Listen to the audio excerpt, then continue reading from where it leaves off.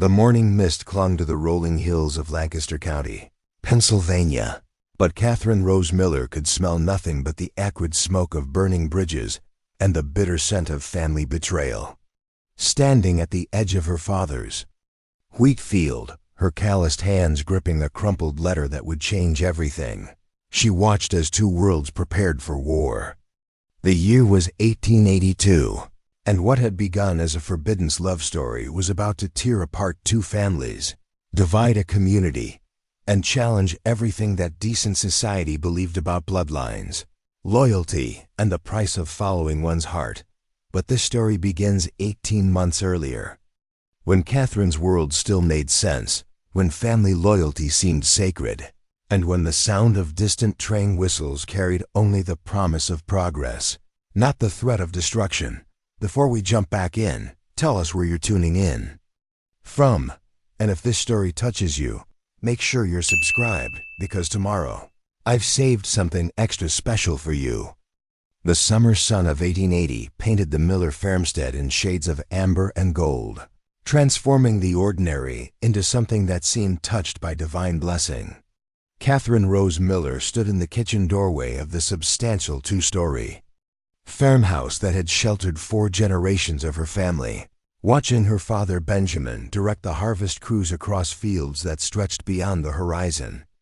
At 19, she possessed the kind of natural beauty that came from honest work and genuine contentment. Auburn hair that caught fire in the morning light, green eyes that sparkled with intelligence and curiosity, and a spirit that had never known the weight of real hardship. The Miller family occupied a position of undisputed prominence in Lancaster County's German-American community. Benjamin Miller wasn't just a successful farmer. He was a pillar of the local church, a township supervisor, and the owner of nearly 300 acres of the finest agricultural land in Pennsylvania. His great-grandfather had arrived from Bavaria in 1741, purchasing the original homestead with gold coins sewn into the lining of his coat, and each succeeding generation had added to the family's holdings and reputation. Catherine's mother, Martha, had brought her own distinguished lineage to the Union.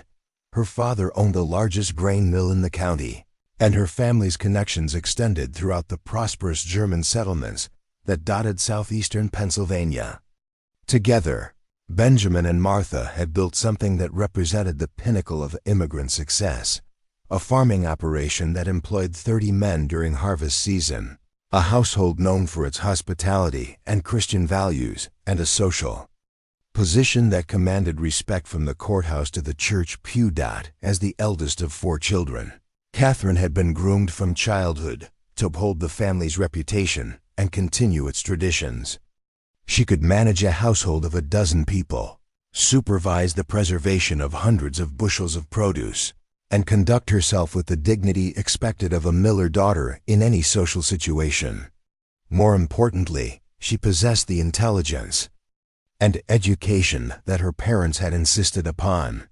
She could read and write in both English and German, keep complex financial records, and discuss everything from theology to agricultural innovation with the confidence of someone who had never doubted her place in the world. The Miller farmhouse itself reflected the family's prosperity and values. Built of native limestone quarried from their own land, it featured 12 rooms, including a formal parlor reserved for important visitors, a library filled with books in 3 languages, and a kitchen designed to feed large gatherings of family and friends. The furniture had been crafted by skilled German woodworkers, the china had been imported from Europe, and every detail spoke of people who understood the difference between mere wealth and true refinement. Catherine's daily routine reflected the comfortable rhythm of prosperous rural life. She rose before dawn to help with the morning milking, supervised the household staff in their daily tasks, and spent her afternoons engaged in the accomplishments expected of a young lady of her station: needlework, music, and the extensive correspondence that maintained connections with relatives throughout Pennsylvania and beyond. Twice a week, she drove the family's elegant carriage into Lancaster to attend ladies' auxiliary meetings at the church. shop for supplies that couldn't be produced on the farm, and maintain the social relationships that were essential to her family's position in the community. But beneath the surface of this ordered existence, Catherine possessed a restless intelligence that sometimes chafed against the limitations of her prescribed role. She had read every book in her father's library, mastered the piano with a skill that impressed visiting ministers, and demonstrated an aptitude for mathematics that had led her father to involve her in the farm's financial management. Yet she was also aware that all of this education and capability would ultimately be transferred to whatever suitable husband her parents selected for her, as was proper for a daughter of her station. The question of Catherine's marriage had become a frequent topic of conversation in the Miller household. At 19, she was considered to be at the perfect age for engagement, and her combination of beauty, accomplishment, and substantial dowry made her one of the most sought-after young women in the county.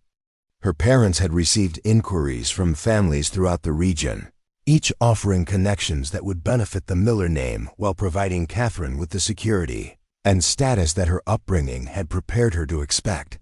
Among the most persistent suitors was Frederick Zimmerman, the son of a wealthy brewery owner whose family had arrived in Pennsylvania shortly after the Millers.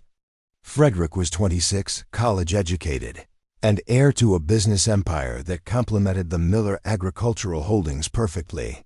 He was also handsome in a conventional way, well-mannered, and thoroughly approved of by both families.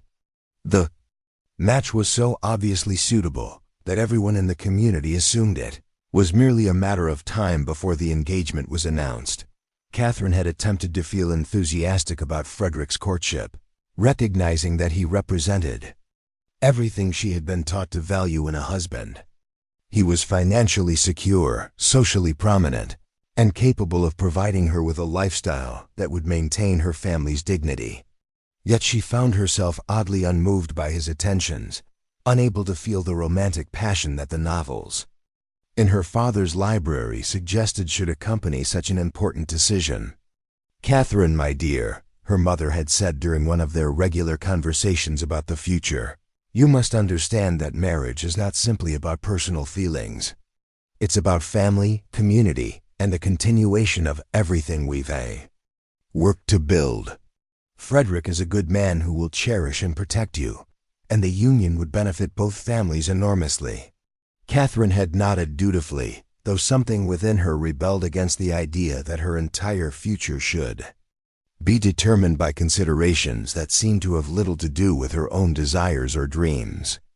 She wondered if there might be more to life than the comfortable predictability that stretched ahead of her, more excitement than the endless cycle of church socials, family gatherings, and domestic responsibilities that defined the lives of the married women in her community. The Miller family's social calendar was filled with the obligations and pleasures of their elevated position. Sunday mornings brought church services where Benjamin served as a deacon and Martha led the Women's Missionary Society. Wednesday evenings featured prayer meetings that were as much social gatherings as religious observances. Saturday afternoons often included visits to neighboring farms, where the men discussed agricultural techniques and local politics while the women shared recipes and community news. During harvest season, the Miller farmstead became a hub of activity that drew people from throughout the county. Catherine had grown up assuming that she would someday preside over similar gatherings as the wife of a prominent farmer or businessman, maintaining the traditions of hospitality and community leadership that had been passed down through generations of Miller women. The prospect should have filled her with satisfaction and pride, yet she found herself wondering if there might be alternatives to this predetermined path. The railroad construction that had begun extending through Lancaster County in 1879 had brought changes that fascinated Catherine, even as they concerned her parents. The Pennsylvania Railroad Company was building a new line that would connect Philadelphia to Pittsburgh, requiring massive construction projects that employed hundreds of workers and transformed the landscape in ways that seemed both thrilling and threatening. Her father viewed the railroad with mixed emotions. It would provide new markets for his crops and livestock, but it also brought unfamiliar people and ideas that challenged the stable community they had worked so hard to build. From her bedroom window, Catherine could see the distant work camps where the railroad crews lived during the construction season. The sight of those temporary settlements, with their cooking fires and canvas tents, represented a world completely different from her own, a world of movement and uncertainty that seemed both dangerous and impossibly romantic. She had heard her father and his friends discussing the Irish workers who made up a significant portion of the construction crews, their conversations filled with the kind of ethnic prejudices that were common among the established German-American community. "They're rough men," Benjamin had explained to his family during one dinner conversation. "Good workers, I'm told, but not the sort we want lingering in our community once the railroad is finished. They have different values, different loyalties, and their Catholic religion makes them fundamentally incompatible with our way of life." Catherine had listened to these discussions with the respectful attention expected of a dutiful daughter, but she had also found herself curious about these mysterious outsiders who lived such different lives from her own. What did they think about as they worked under the blazing sun, building something that would transform the landscape forever? Did they have families and dreams that went beyond the immediate demands of their dangerous work? Were they truly as rough and unsuitable as her father believed, or were they simply different from the people she had known all her life? The autumn of 1880 brought the first hint of changes that would challenge everything Catherine thought she knew about herself and her world. The railroad construction had reached the point where it crossed Miller Land, requiring negotiations between the Pennsylvania Railroad Company and her father about right-of-way access and compensation for any damages to crops or buildings.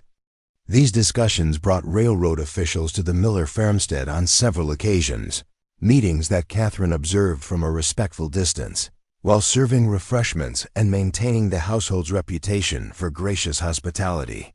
During one such meeting, she had noticed a young man among the railroad surveying crew who seemed different from the others.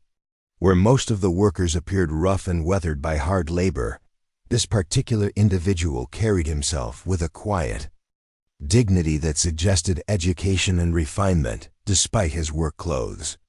He had dark hair and blue eyes that seemed to take in everything around him with intelligent interest, and when he had briefly met her gaze while she was serving coffee to the assembled men, she had felt something stir within her that she had never experienced during Frederick Zimmerman's carefully orchestrated courtship.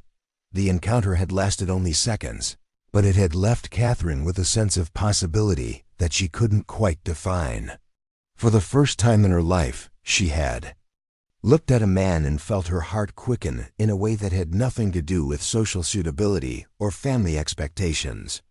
The realization both thrilled and terrified her, suggesting that there might be alternatives to the predetermined path that stretched ahead of her. That evening, as she helped her mother prepare dinner for the family, Catherine had found herself replaying the brief moment of eye contact with the railroad worker. There had been something in his expression, a combination of respect and curiosity that suggested he saw her as more than just another wealthy farmer's daughter serving refreshments to important visitors. The memory of that look stayed with her long after the railroad officials had departed, leaving her with questions about herself and her future that she had never considered before. "Catherine, dear," her mother had observed during their evening conversation, "you seem distracted tonight. Are you feeling well?" Catherine had assured her mother that she was fine, though she couldn't shake the feeling that something fundamental had shifted in her understanding of herself and her world. The comfortable certainty that had always defined her life had developed its first crack, a fissure that would eventually grow into something that would challenge everything her family believed about duty, loyalty, and the price of following one's heart. As winter approached, and the railroad construction paused for the season, Catherine found herself thinking often about the brief encounter with the mysterious worker. She wondered who he was, where he came from, and what dreams had brought him to Lancaster County. Most importantly, she wondered if she would ever see him again, and what it might mean for her carefully planned future if she did.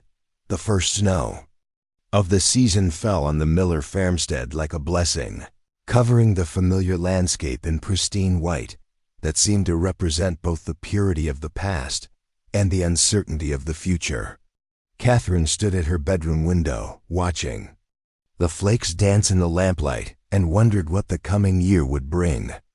She had no way of knowing that the railroad construction would resume in spring, or that the brief encounter with the blue-eyed worker would prove to be only the beginning of a story that would challenge everything she had been taught about love, loyalty, and the courage required to follow one's heart against the expectations of family and community. The comfortable world of the Miller farmstead, with its established traditions and certain future, was about to be transformed by forces that would test the strength of family bonds and the depth of personal conviction.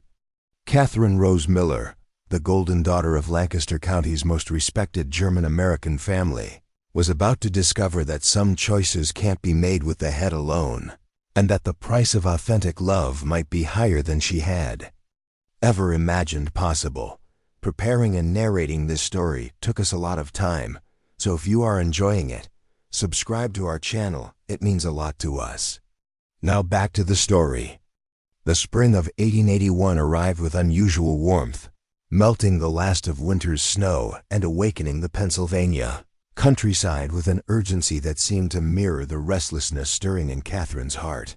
The railroad construction crews had returned to Lancaster County with the thawing ground, their work camps sprouting like mushrooms along the proposed rail line that would slice through the heart of German-American territory. But this season brought changes that would transform a simple construction project into the catalyst for a collision between two worlds that had never been meant to meet. Among the returning crews was a new face that would soon become the most talked about and controversial figure in the entire county. Patrick Sean O'Sullivan had arrived from County Cork, Ireland, just 6 months earlier, carrying nothing but a leather satchel, a dog-eared copy of Shakespeare's sonnets, and a determination to build something meaningful in the new world. At 25, he possessed the kind of rugged Irish handsomeness that made women stop their conversations when he walked past, dark hair that refused to stay properly combed, startling blue eyes that seemed to hold depths of ancient Celtic sorrow and humor, and a smile that could charm the birds from the trees when he chose to use it. But Patrick was no ordinary railroad laborer. The son of a schoolmaster who had died in the potato famine, he had received an education that was remarkable for someone of his background. He could read Latin and Greek, quote poetry from memory, and discuss philosophy with the kind of intellectual passion that marked him as different from his fellow workers. More importantly, he possessed the rare combination of physical strength and mental acuity that had quickly elevated him from common laborer to crew supervisor, making him responsible for organizing the work of 30 men and liaising with the Pennsylvania Railroad Company's engineering staff. The O'Sullivan family story was one of tragedy and resilience that had shaped Patrick's character in ways that the comfortable German Americans of Lancaster County could barely comprehend. His father, Seamus O'Sullivan, had been a respected teacher in their village until the Great Famine swept through Ireland like the wrath of God, destroying not just crops but entire ways of life. Patrick had watched his father waste away from starvation while continuing to teach the village children until his dying breath, determined that knowledge should survive even if people perished. Patrick's mother, Bridget, had died of fever when he was 16, leaving him to care for his 2 younger sisters until they could be placed with relatives in Dublin. The experience of losing everything he had ever known, of watching his family and community destroyed by forces beyond their control, had forged in Patrick a determination to never again be powerless. He had worked his way to America aboard a Cosma cargo ship, spending 2 years in New York learning English and American, customs before heading west to find opportunities that didn't exist in the overcrowded, immigrant neighborhoods of the East Coast. The railroad construction project represented more than employment for Patrick. It was his chance to be part of building something permanent, something that would last beyond his own lifetime.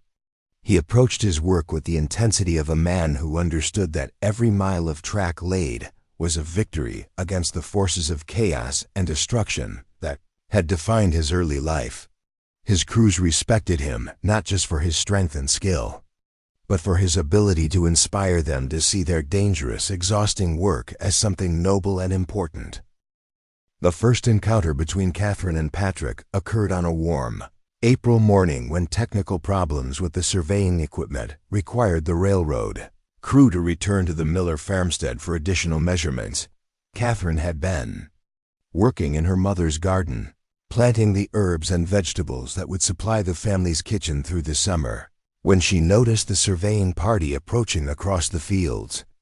Among them was the same blue-eyed worker who had captured her attention the previous autumn, but now she could see him clearly in the bright spring sunlight. Patrick moved with the confident stride of someone accustomed to command, direct in his men with gestures that were both authoritative and respectful. He carried himself with a dignity that seemed at odds with his work clothes, and Catherine found herself studying his profile as he bent over the surveying instruments, noting the intelligence in his expression and the careful precision of his movements. There was something about him that suggested depths and complexities that went far beyond the simple categories her father used to dismiss the Irish workers. Benjamin Miller emerged from the farmhouse to discuss the surveying requirements. With the crew supervisor, Catherine seized the opportunity to bring refreshments to the working men. It was a gesture of hospitality that was expected of her, but she found herself approaching the task with unusual nervousness, aware that she was seeking another encounter with the mysterious Irishman who had occupied her thoughts through the long winter months. "Good morning, gentlemen," Catherine said as she approached the surveying crew, carrying a tray of fresh bread and cold buttermilk. "I thought you might appreciate some refreshment after your morning's work." Patrick looked up from his instruments, and their eyes met with an intensity that made Catherine's heart skip several beats. Up close, she could see that his blue eyes held flecks of green and gold that seemed to shift with his emotions, and when he smiled at her, she felt something fundamental shift in her understanding of herself and her world. "That's very kind of you, miss," Patrick said, his voice carrying the musical accent of southwestern Ireland. "The morning's been warm, and we're grateful for your hospitality." Catherine found herself studying his face as he spoke, noting the way his expression combined respect with something that might have been admiration. He had the kind of features that would have been considered handsome in any setting: strong jaw, straight nose, and eyes that seemed to see straight through to her soul. But it was his voice that truly captivated her, cultured and educated in a way that contradicted everything her father had told her about Irish workers. "You're welcome," Catherine replied, surprised by the steadiness of her own voice. "I hope the surveying work is proceeding well. It must be challenging to measure such large distances with such precision." Patrick's eyebrows rose slightly at her comment, clearly surprised that a farmer's daughter would understand the technical aspects of his work. "It is indeed challenging, miss. We're working to ensure that the railroad follows the most efficient route while minimizing disruption to existing property boundaries. Your father's cooperation has been invaluable in helping us achieve both objectives." The conversation that followed was unlike any Catherine had ever experienced with a man. Patrick spoke to her as an intellectual equal, explaining the complexities of railroad construction with the kind of respect for her intelligence that she had never encountered, even from Frederick Zimmerman. He listened to her questions and observations with genuine interest, treating her comments as worthy of serious consideration rather than mere polite conversation.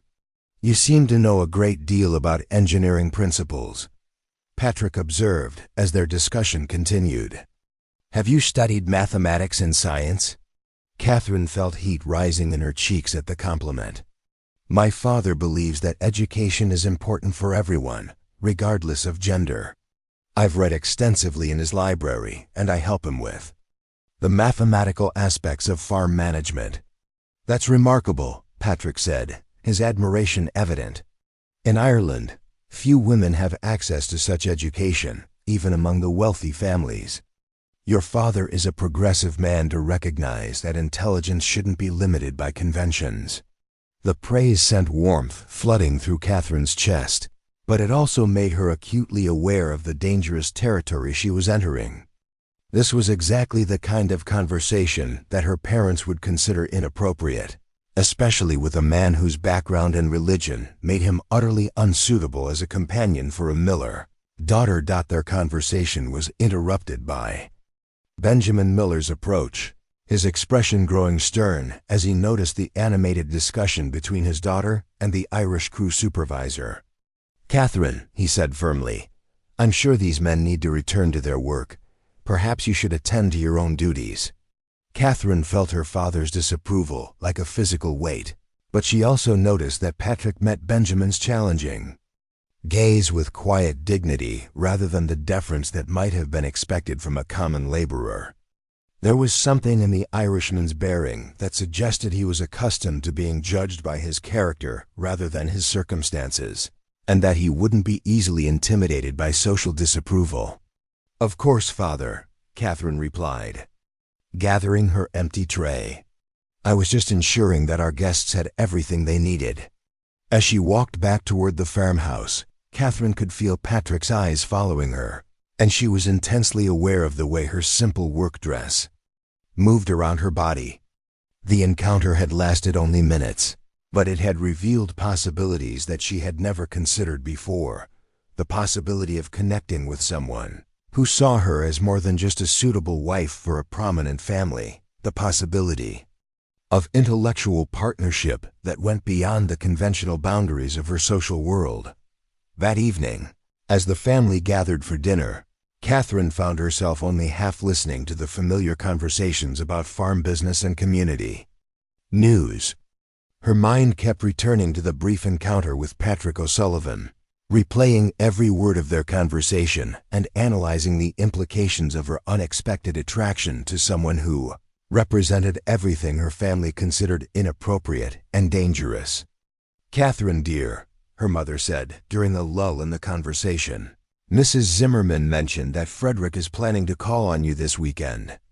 I do hope you'll receive him with the courtesy he deserves. Catherine nodded automatically, though the thought of Frederick's conventional courtship now seemed impossibly dull compared to the intellectual excitement she had experienced during her brief conversation with Patrick. She wondered what it would be like to spend an evening discussing literature and philosophy with someone who challenged her thinking rather than simply admiring her accomplishments. The following weeks brought a series of encounters that gradually deepened Catherine's fascination with the Irish railroad worker. Each time the surveying crew returned to Millerland, she found excuses to be present during their work, bringing refreshments or attending to garden tasks that provided opportunities for conversation. Patrick seemed equally drawn to these encounters, and their discussions ranged from practical matters of engineering and agriculture to broader topics of literature, philosophy, and the social changes transforming American society. Catherine discovered that Patrick's education extended far beyond what she had initially imagined. He could quote Wordsworth and Byron from memory, discuss the political philosophy of John Stuart Mill, and analyze the economic theories that were reshaping the relationship between labor and capital. More importantly, he treated her as an intellectual equal, seeking her opinions and challenging her thinking in ways that made her feel truly alive for the first time in her life. Have you read Emerson's essays on self-reliance? Patrick asked during one of their conversations as they stood beside the stone wall that bordered the Miller property. His ideas about individual conscience versus social convention seemed particularly relevant to our situation here in America. Catherine had indeed read Emerson, and she found herself engaged in the kind of philosophical discussion that would have been impossible with any of the young men her parents considered suitable companions. "I find his arguments compelling," she replied, "though I wonder if complete self-reliance is possible for people who are embedded in families and communities with established expectations." Patrick's smile was both admiring and slightly sad. "Ah, but isn't that the very challenge he's presenting?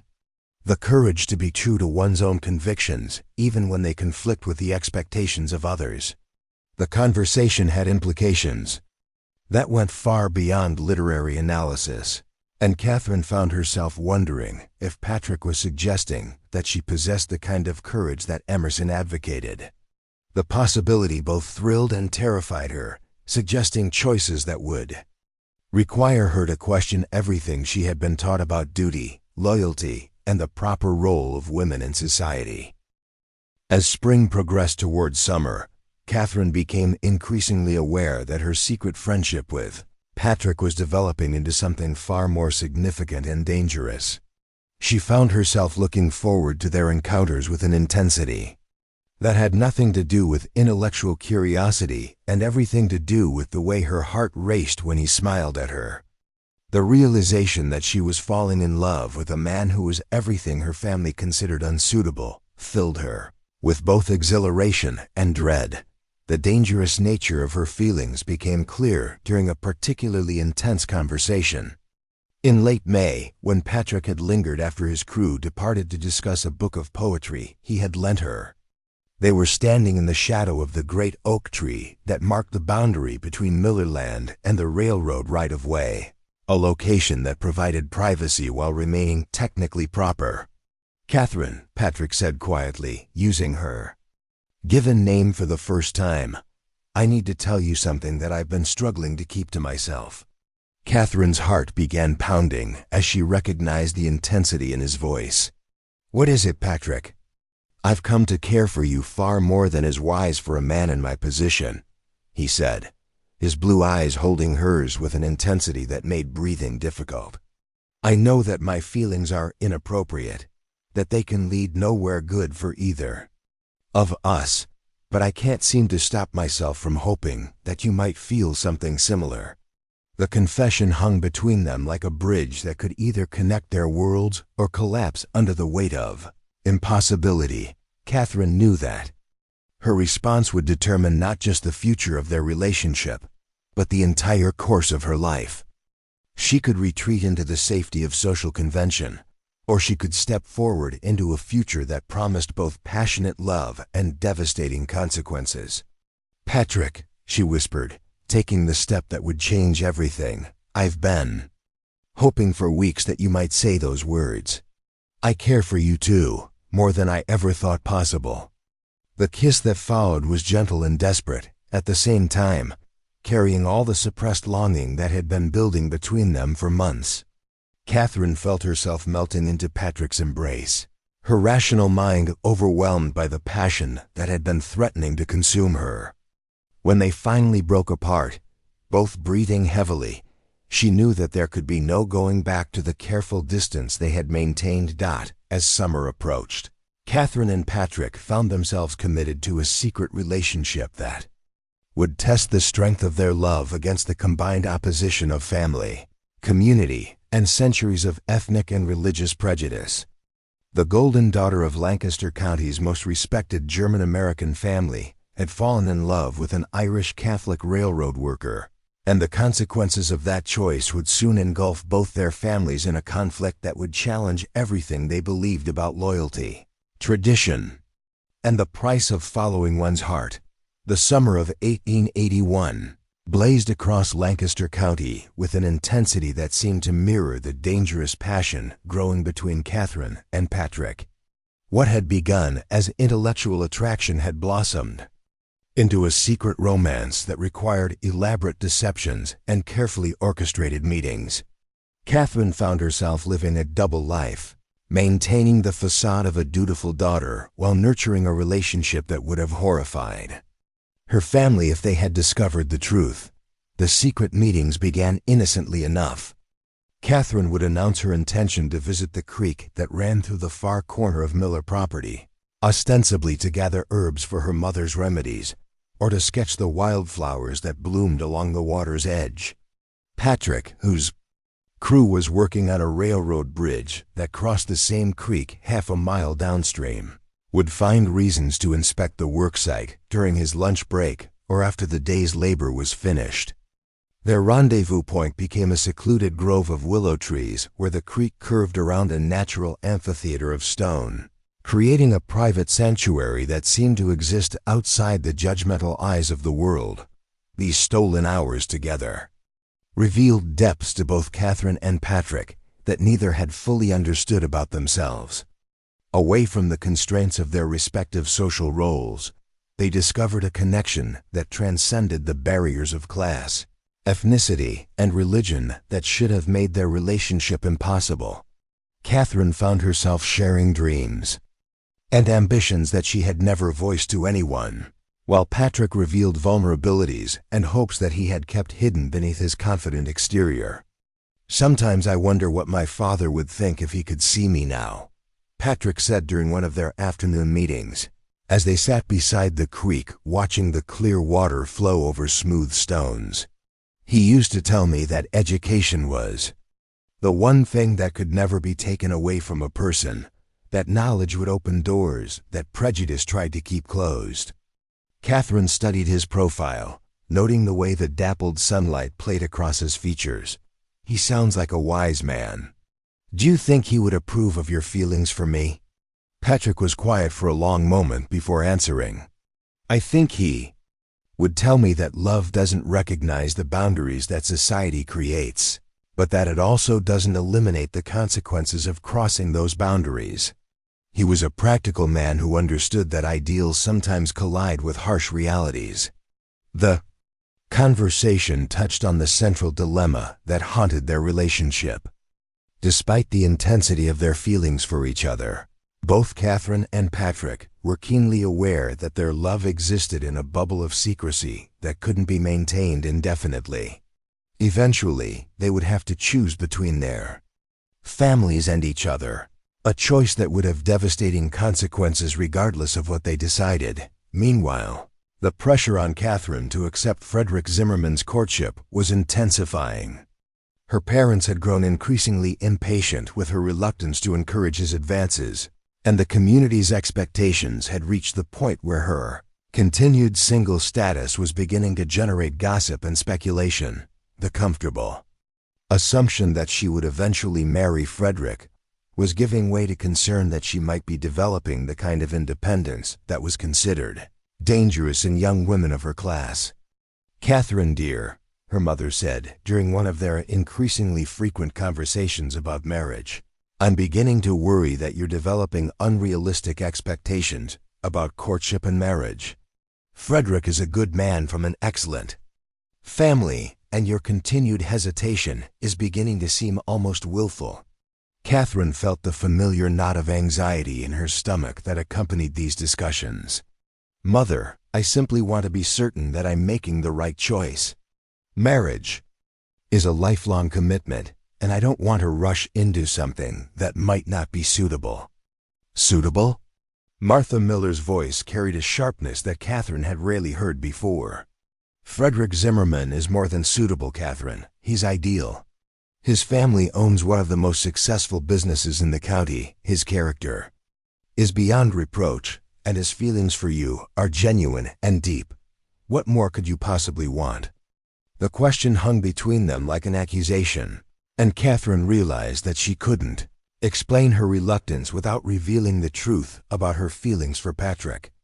How could she tell her mother that she had discovered a kind of love that made Frederick's conventional courtship seem pale and lifeless by comparison? How could she explain that she had found intellectual and emotional connection with someone who represented everything their family considered inappropriate and dangerous? The complications of maintaining her secret relationship became apparent during a community gathering in mid-July. The annual Harvest Festival had brought together families from throughout the county, creating the kind of social event where Catherine's behavior would be scrutinized by dozens of influential women who took pride in monitoring the moral standards of their community. Frederick had attended as her escort, and Catherine found herself struggling to maintain appropriate enthusiasm for his attentions while her mind kept drifting to Patrick. "You seem distracted tonight, Catherine," Frederick observed as they stood on the church steps watching the dancing that had begun in the adjacent field. "Are you feeling well?" Catherine forced herself to focus on Frederick's handsome, concerned face, noting the genuine care in his expression. He was everything that her parents claimed: kind, prosperous, and devoted to her welfare. Yet she felt nothing beyond mild affection for him, a stark contrast to the passionate intensity that Patrick awakened in her. "I'm fine, Frederick," she replied, attempting to inject warmth into her voice. "It's just been a long day, and I'm a bit tired from all the preparations." Frederick's smile was understanding and patient. "Of course. Perhaps we should find somewhere quieter to sit and talk. I've been hoping for an opportunity to discuss something important with you." Catherine's heart sank as she recognized the purposeful tone in Frederick's voice. This was clearly the conversation that both families had been anticipating, the moment when he would formally propose marriage and she would be expected to accept with gratitude and joy. The timing couldn't have been worse, coming just as her relationship with Patrick was deepening into something that made any other romantic connection seem impossible. They found a bench beneath the spreading branches of an oak tree, positioned where they could observe the festivities while maintaining the privacy necessary for serious conversation. Frederick's manner was both nervous and determined, suggesting that he had rehearsed this moment carefully and was committed to proceeding regardless of any hesitation on Catherine's part. "Catherine," Frederick began, taking her hand in both of his, "I've been wanting to speak with you about our future together. I know that we've been courting for several months now, and I believe it's time to make our intentions formal." Catherine felt panic rising in her throat as she realized that she was about to be forced into a choice that would determine the rest of her life. Accepting Frederick's proposal would mean abandoning any hope of a future with Patrick, while rejecting him would create a scandal that would devastate her family and destroy her reputation in the community. "Frederick," she said carefully, "I'm honored by your feelings, but I wonder if we might wait a bit longer before making such an important decision. I want to be absolutely certain that we're both ready for such a commitment." Frederick's expression showed disappointment mixed with confusion. "Catherine, I don't understand your hesitation. We've known each other for years, our families are perfectly matched, and I believe we could build a very happy life together. What more certainty do you need?" The question echoed her mother's earlier words, highlighting the gulf between what everyone expected of her and what she actually wanted. Catherine realized that she was trapped between two worlds: the secure, conventional life that her family had planned for her, and the passionate, uncertain future that Patrick represented. "I just need a little more time," Catherine said finally, hoping to postpone the inevitable confrontation that would come when she was forced to choose between duty and love. Frederick accepted her request with the patience that characterized all his dealings with her, but Catherine could see the concern in his eyes. He was beginning to suspect that there might be more to her reluctance than simple caution, and she knew that her ability to maintain her secret would be tested. If he began investigating the reasons for her changed behavior, the crisis came in early August when Catherine's carefully maintained deception began to unravel. She had been meeting Patrick at their usual spot beside the creek, discussing a book of Irish poetry that he had brought her, when her youngest brother Thomas appeared unexpectedly through the trees. The 12-year-old had been searching for a fishing hole and had stumbled upon them in a moment of intimate conversation that left no doubt about the nature of their relationship. "Catherine?" Thomas called out, his voice carrying shock and confusion. "What are you doing here? Who is this man?" Catherine felt her world tilting as she realized that her secret was about to be exposed in the most damaging way possible. Thomas was too young to understand the implications of what he was seeing, but he was also too honest to keep such a significant discovery to himself. Within hours, the entire Miller family would know about her relationship with Patrick, and the consequences would be devastating for everyone involved. "Thomas," Catherine said, attempting to maintain her composure, "this is Mr. O'Sullivan. He works on the railroad construction, and we were just discussing some books." Thomas's young face showed the skepticism of a child who had sensed adult deception. "But why are you meeting him here in secret? Why didn't you tell Mother and Father?" Patrick stepped forward with the quiet dignity that Catherine had come to admire. "Your sister has been kind enough to share some books with me, Thomas. I'm interested in learning about American literature, and Catherine has been helping me understand some of the cultural references." The explanation was technically true, but Thomas was clearly not satisfied. His expression showed the kind of confused suspicion that suggested he would seek clarification from his parents at the first opportunity. Catherine realized that her time was running out, that the confrontation she had been dreading was about to become unavoidable that evening.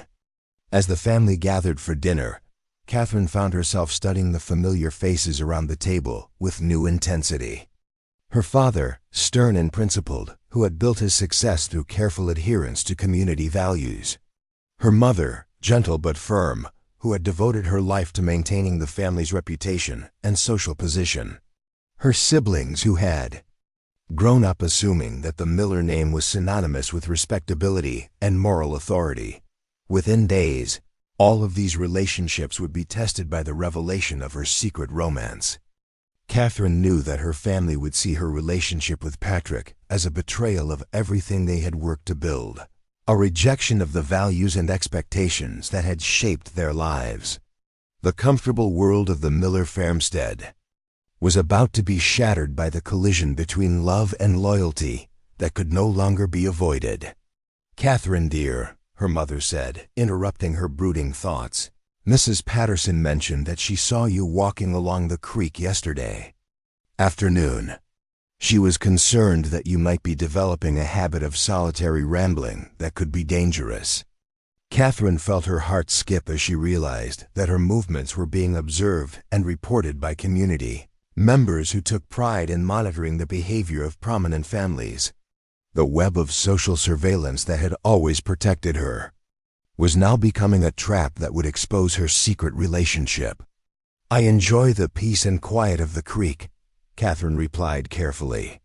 "It's a good place to think and reflect." "Well, perhaps you should consider taking one of your sisters with you," Martha suggested. "It's not appropriate for a young lady to spend so much time alone, especially in such isolated locations." The suggestion represented the beginning of restrictions that would make future meetings with Patrick increasingly difficult. Catherine realized that she was running out of time to resolve the impossible choice between her family and her heart. The secret summer that had nurtured her love for Patrick was coming to an end, and the autumn would bring revelations that would change everything for both their families. As she prepared for bed that night, Catherine stood at her window looking out over the moonlit landscape that had become the backdrop for her greatest happiness and most devastating dilemma. Somewhere in the distance, Patrick was probably lying in his bunk at the railroad camp, perhaps thinking about the same impossible future that occupied her thoughts. Their love had grown strong enough to challenge the barriers that society had erected between them, but was it strong enough to survive the storm that would break when their families discovered the truth?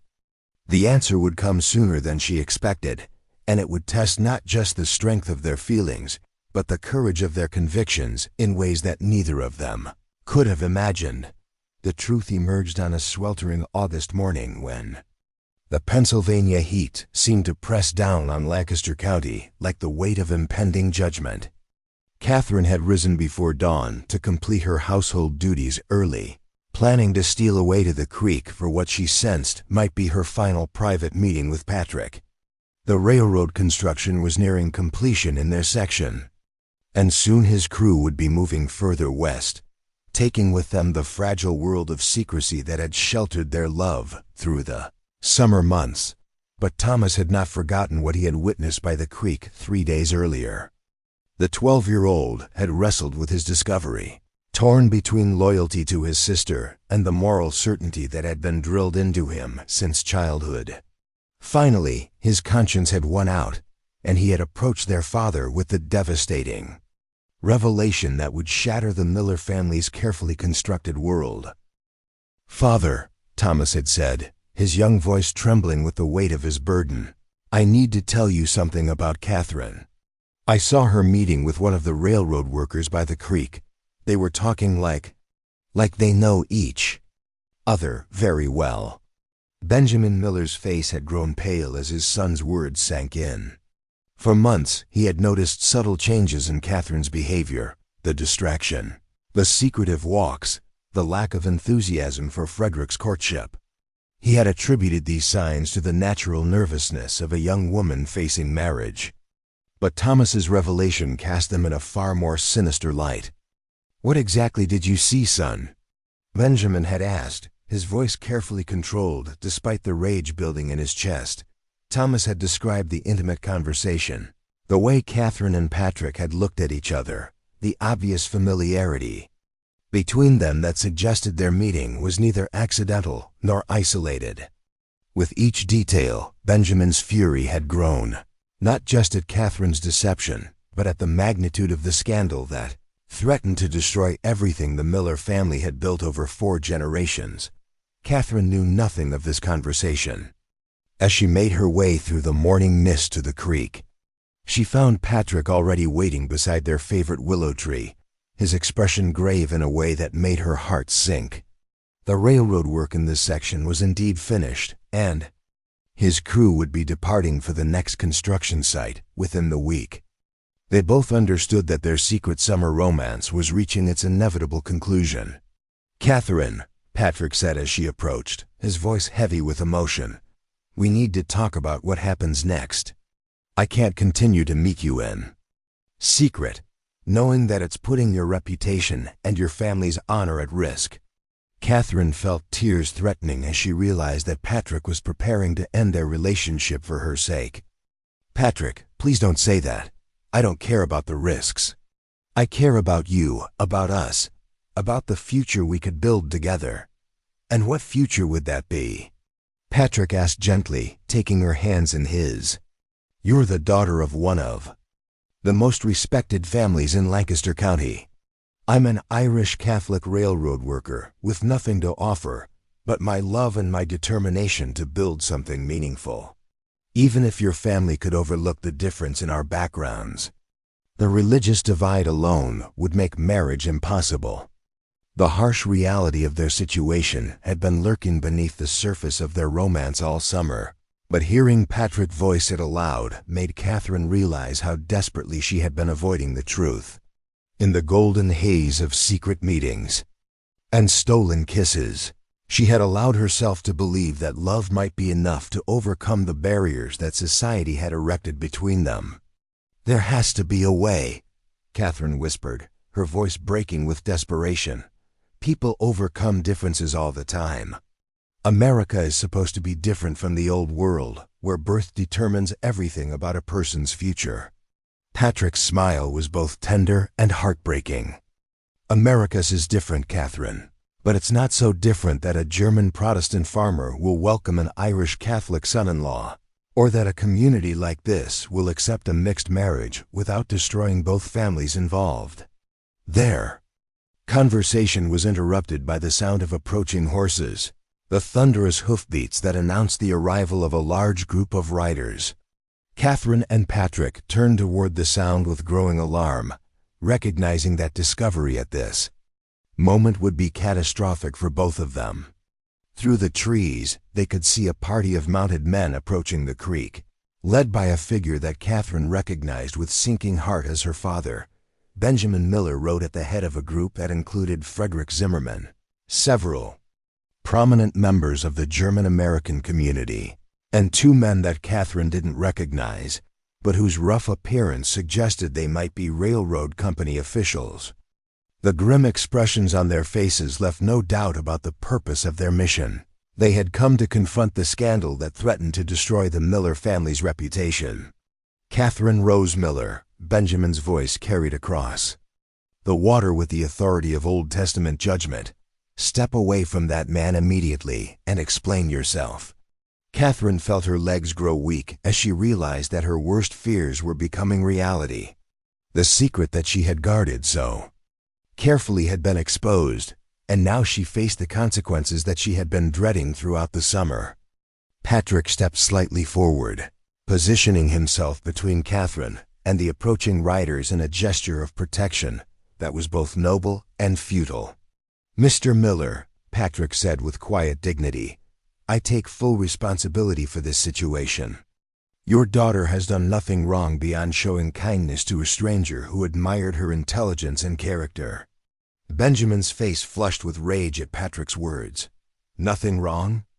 My daughter has been conducting a secret relationship with a railroad worker, meeting him in isolated locations, deceiving her family and jeopardizing her reputation.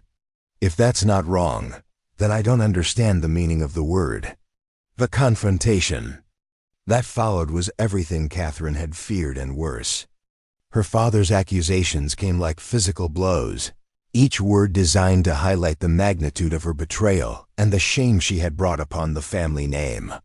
Frederick's presence made the situation even more humiliating as she was forced to face the man who had been planning to propose marriage while conducting a clandestine romance with someone her family considered beneath contempt. "How long has this been going on?" Benjamin demanded, his voice shaking with fury. "How many times have you lied to your mother and me? How many times have you put the family's reputation at risk for this inappropriate attachment?" Catherine found her voice, though it trembled with emotion. "Father, I know how this looks, but Patrick is a good man. He's educated, honorable, and he's treated me with more respect than I've ever received from anyone." "Respect?" Benjamin's laugh was bitter and harsh. "You call secret meetings and deception respect? You call putting your family's honor at risk respect? This man has taken advantage of your innocence and your naivety, Catherine. He's probably boasting to his fellow workers about his conquest of a wealthy farmer's daughter." The accusation stung Patrick into responding with fire in his voice. "Mr. Miller, I understand your anger, but I won't allow you to malign my character or my intentions toward your daughter. I love Catherine, and I've conducted myself with honor in all our interactions." "Love?" Frederick stepped forward, his face pale with shock and betrayal. "Catherine, is this true? Do you have feelings for this man?" The question hung in the air, like a sword waiting to fall.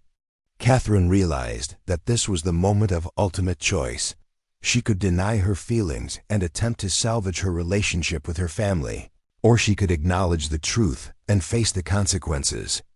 Looking at Patrick's face, seeing the courage and dignity with which he was facing their accusers, she knew that she couldn't abandon him now. "Yes," Catherine said, her voice growing stronger with each word. "I love Patrick O'Sullivan. He's shown me what it means to be valued for my mind as well as my circumstances. He's treated me as an equal partner in conversation, not as a prize to be won or a possession to be acquired."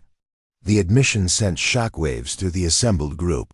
Frederick stepped back as if he had been struck, his face showing the kind of devastation that comes from having one's deepest hopes suddenly destroyed. Benjamin's rage reached a new level, his voice rising to a roar that seemed to shake the very trees around them. "You ungrateful, selfish girl," Benjamin shouted. "Do you understand what you've done? You've destroyed your reputation, humiliated your family, and thrown away everything we've worked to build for 4 generations. For what? For some romantic fantasy with a man who can offer you nothing but poverty and social disgrace?" Catherine felt tears streaming down her face, but she stood her ground. "I found something more valuable than social position or financial security, Father.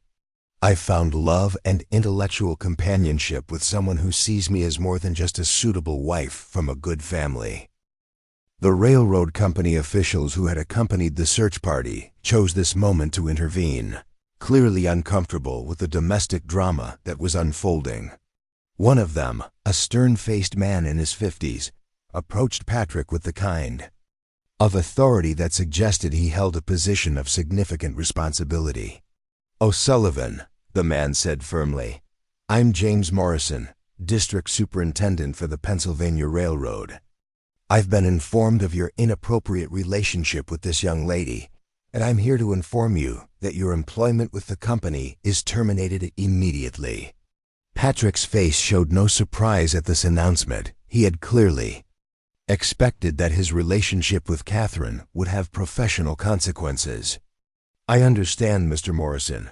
I'll collect my belongings and be gone by evening." "You'll be gone immediately," Benjamin interjected, his voice carrying the authority of a man accustomed to having his orders obeyed. "I want you off my property and out of this county before sunset. If you're seen here again, I'll have you arrested for trespassing." The threat was both clear and devastating. Patrick was being banished not just from the Miller property, but from the entire county, effectively ending any possibility of maintaining his relationship with Catherine. The finality of the sentence hit Catherine like a physical blow, and she realized that she was about to lose the man she loved forever.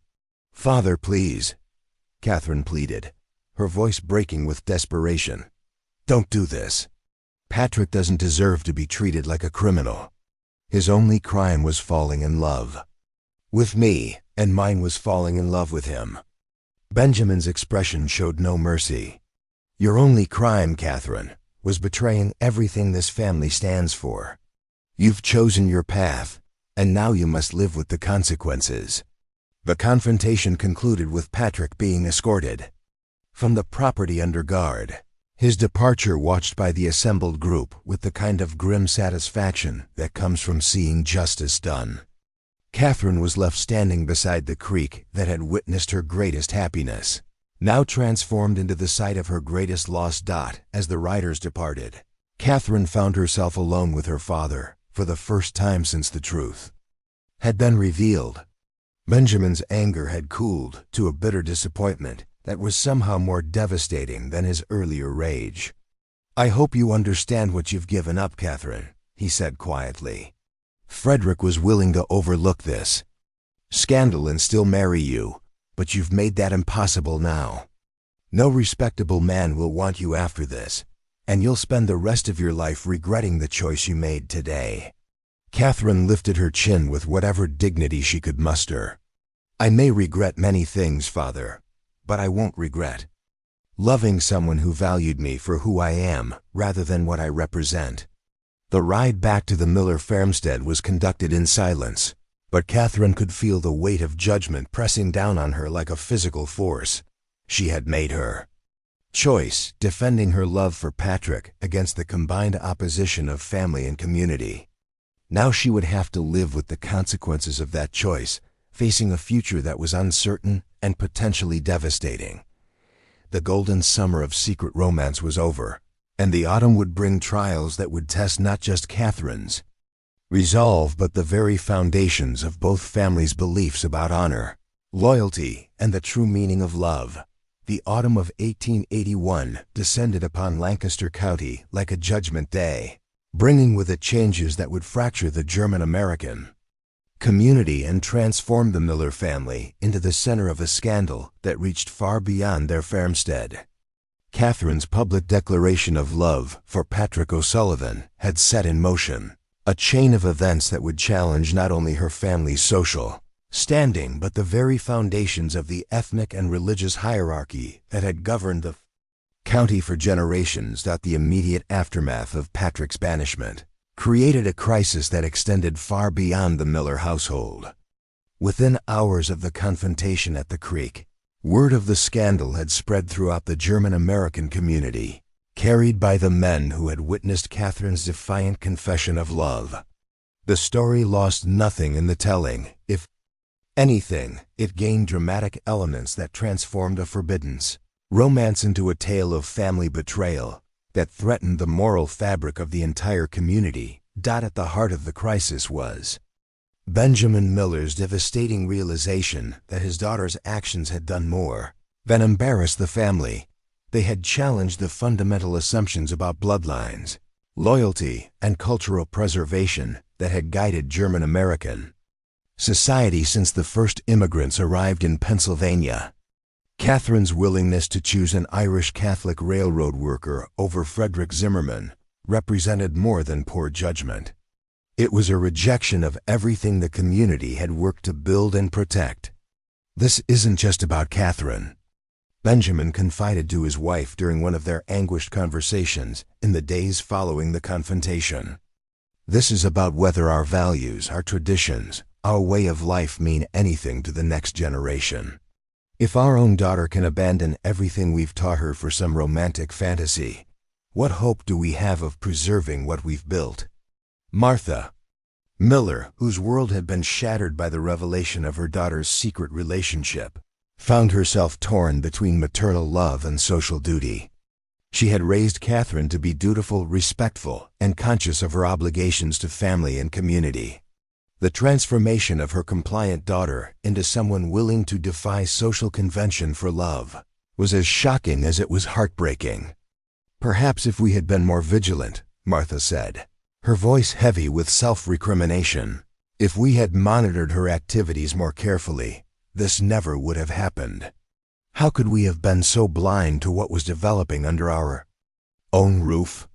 The questions that haunted the Miller parents were echoed throughout the German-American community, as other families examined their own situations with new anxiety. If Catherine Miller, the golden daughter of Lancaster County's most respected family, could be seduced by an Irish Catholic railroad worker, what did that say about the vulnerability of all their children to outside influences? The Zimmerman family's reaction to the scandal was particularly devastating for Catherine. Frederick's parents, who had been planning their son's engagement to Catherine as the culmination of years of careful social positioning, felt betrayed and humiliated by the revelation that their prospective daughter-in-law had been conducting a secret romance with someone they considered beneath contempt. "We trusted the Millers," Frederick's father, Wilhelm Zimmerman, told his wife as they struggled to process the implications of Catherine's confession. "We believed that their family shared our values, that Catherine had been raised with the same understanding of duty and propriety that we've instilled in Frederick. This betrayal isn't just personal, it's a rejection of everything our community represents." Frederick himself was devastated by Catherine's revelation, not just because of his love for her, but because of the public humiliation that came with having his courtship rejected in favor of an Irish railroad worker. The young man who had been planning to propose marriage found himself suddenly cast as a victim in a scandal that would be discussed in every parlor and church gathering for months to come. "I thought I knew her," Frederick told his father, his voice breaking with emotion. "I thought she was the kind of woman who understood the importance of family honor, who would never bring shame upon the people who loved her. How could I have been so wrong about her character?" The scandal's impact extended far beyond the immediate families involved.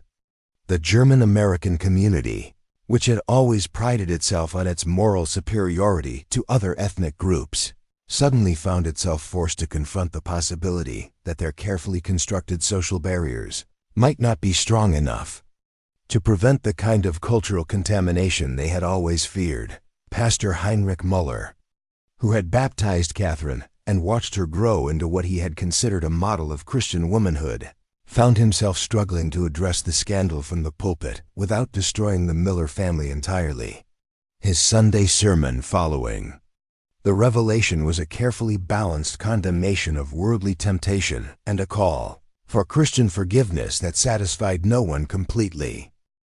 "We must remember," Pastor Muller told his congregation, "that even the most carefully raised children can be led astray by the corrupting influences of the world."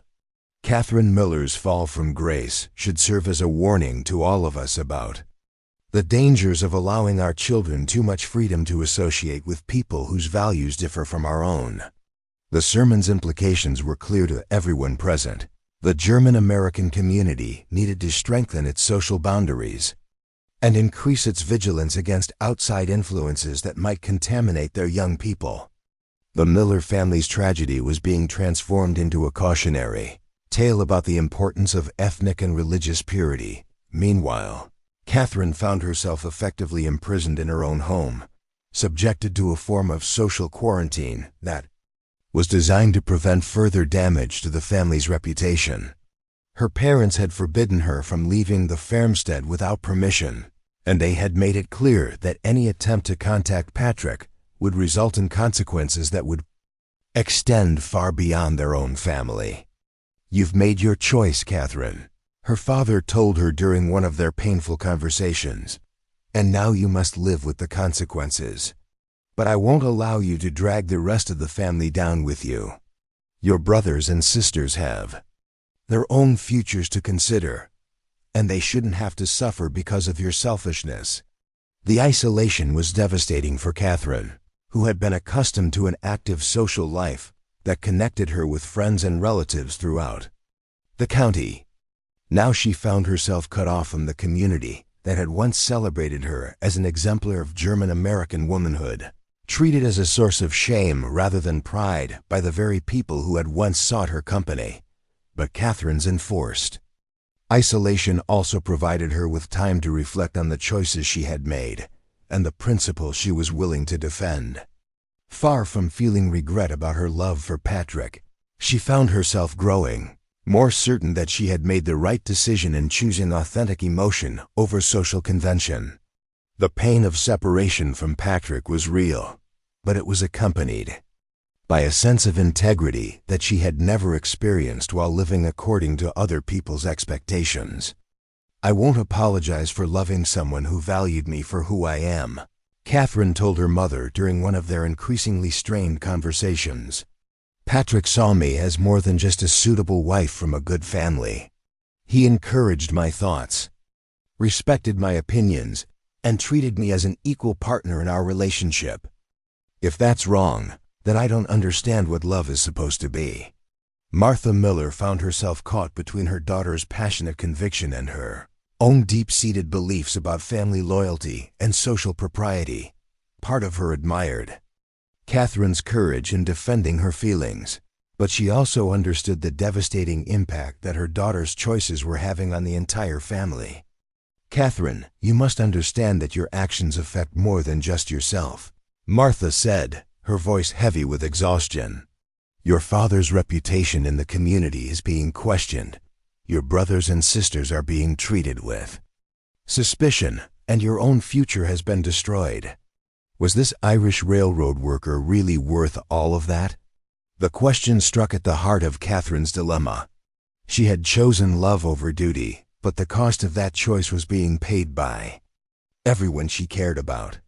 The knowledge that her family was suffering because of her decisions created a guilt that threatened to overwhelm her resolve. Yet she couldn't bring herself to renounce the only authentic relationship she had ever experienced.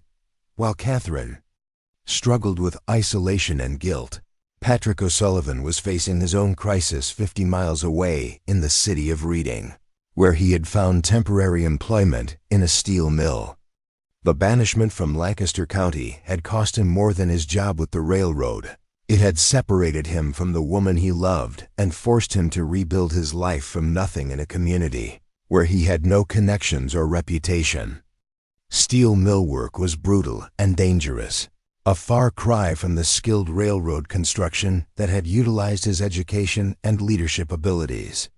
Patrick found himself working alongside other Irish immigrants who had been driven from their communities by various forms of persecution, men who understood the bitter reality of being judged by their ethnicity and religion rather than their character.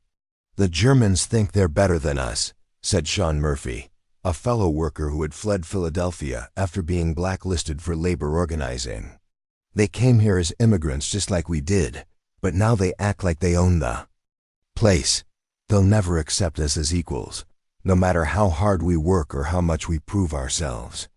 Patrick listened to these conversations with growing awareness that his love for Catherine had placed him at the center of a conflict that went far beyond personal relationships. The prejudices that had destroyed his relationship with Catherine were part of a larger system of ethnic and religious discrimination that affected thousands of Irish immigrants throughout Pennsylvania. "It's not just about acceptance," Patrick replied to Sean's bitter observation. "It's about whether this country can live up to its promises of equality and opportunity for everyone, regardless of where they came from or what church they attend." Conversations in the steel mill opened Patrick's eyes to the political dimensions of his personal tragedy. His relationship with Catherine had been destroyed not just by her family's disapproval, but by systematic prejudices that denied Irish Catholics the respect and opportunities that were automatically granted to German Protestants. The realization filled him with a determination to fight back against the forces that had separated him from Catherine. As autumn deepened toward winter, both Catherine and Patrick found themselves changed by the crisis that had destroyed their relationship. Catherine had discovered reserves of strength and conviction that she had never known she possessed, while Patrick had begun to understand that his personal struggle was part of a larger fight for justice and equality. The lines had been drawn between two communities that had always maintained an uneasy coexistence in Lancaster County. The German Americans had closed ranks around their traditional values and social hierarchy, while the Irish Catholics had begun to organize around their shared experiences of discrimination and exclusion. Catherine and Patrick's love story had become the catalyst for a conflict that would test the very foundations of American democracy and the promise of equality for all immigrants. The war between the families was about to begin, and the battlefield would be the hearts and minds of a community that had never been forced to confront the contradictions between its ideals and its prejudices. The winter of 1881 brought more than snow and bitter cold to Lancaster County. It brought the kind of systematic warfare that transforms neighbors into enemies and reduces communities to armed camps. What had begun as a scandal involving one family's daughter had escalated into a full-scale conflict between the German-American establishment and the Irish Catholic laborers who had been working to build the county's railroad infrastructure. Declaration of war came in the form of a resolution passed by the Lancaster County German-American Business Association, an organization that controlled much of the region's economic activity. Benjamin Miller, despite his personal anguish over Catherine's scandal, had been pressured to take a leadership role in crafting the community's response to what they saw as an existential threat to their way of life. Whereas the moral fiber of our community has been threatened by the inappropriate relationships developing between our young people and the temporary workers brought here by railroad construction, the resolution read, and whereas these relationships represent a fundamental challenge to the values and traditions that have guided our community for generations, we hereby resolve to take all necessary measures to protect our families and preserve our way of life. The practical implications of this high-minded language were devastating for the Irish workers who had settled in Lancaster County. The German-American business owners, who controlled most of the employment opportunities, began systematically firing Irish workers and refusing to hire new ones. Irish families who had established small businesses found their customers disappearing overnight, as community pressure was applied to anyone who continued to patronize establishments owned by Catholics. Patrick O'Sullivan, working in the steel mills of Reading, learned of these developments through letters from Irish friends who remained in Lancaster County. The systematic economic warfare being waged against his people filled him with a cold fury that went far beyond his personal grief over losing Catherine. This wasn't just about one forbidden romance, it was about whether Irish Catholics would be allowed to build lives in America, or whether they would be driven from community to community by organized prejudice. "They're trying to starve us out," Patrick told Sean Murphy as they walked home from another exhausting day at the steel mill. They think they can use their economic power to force us to leave Lancaster County entirely, to clear the way for their pure German-American paradise." Sean spat into the snow, his weather-beaten face twisted with anger. "It's the same story everywhere, Patrick. They use us when they need our labor, then try to get rid of us when the work is done. The difference is that this time they're not just attacking our livelihoods, they're attacking our dignity." The conversation took place outside the modest boarding house where Patrick had found lodging, a far cry from the comfortable quarters he had enjoyed as a railroad supervisor.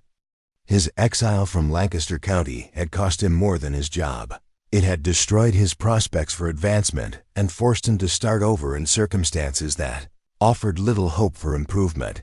But Patrick's personal situation was about to change dramatically, thanks to the intervention of someone he had never expected to encounter in his new life. Father Michael O'Brien, the priest who served Reading's growing Irish Catholic community, had heard about the young man who had been banished from Lancaster County for falling in love with a German Protestant girl. The story had reached him through the network of Irish communities that stretched throughout Pennsylvania, and he had been moved to seek out Patrick for reasons that went beyond pastoral care. "Mr. O'Sullivan," Father O'Brien said when he approached Patrick outside the steel mill, "one evening, I've been hearing remarkable things about you. They say you're an educated man who was forced from Lancaster County because of your relationship with a German girl." Patrick studied the priest's weathered face, noting the intelligence in his eyes and the strength in his bearing. Father O'Brien was clearly someone who had fought battles of his own, and Patrick sensed that this encounter might be more significant than a simple pastoral visit. "That's true, Father," Patrick replied cautiously, "though I'm not sure what remarkable qualities people might see in being banished from a community for falling in love."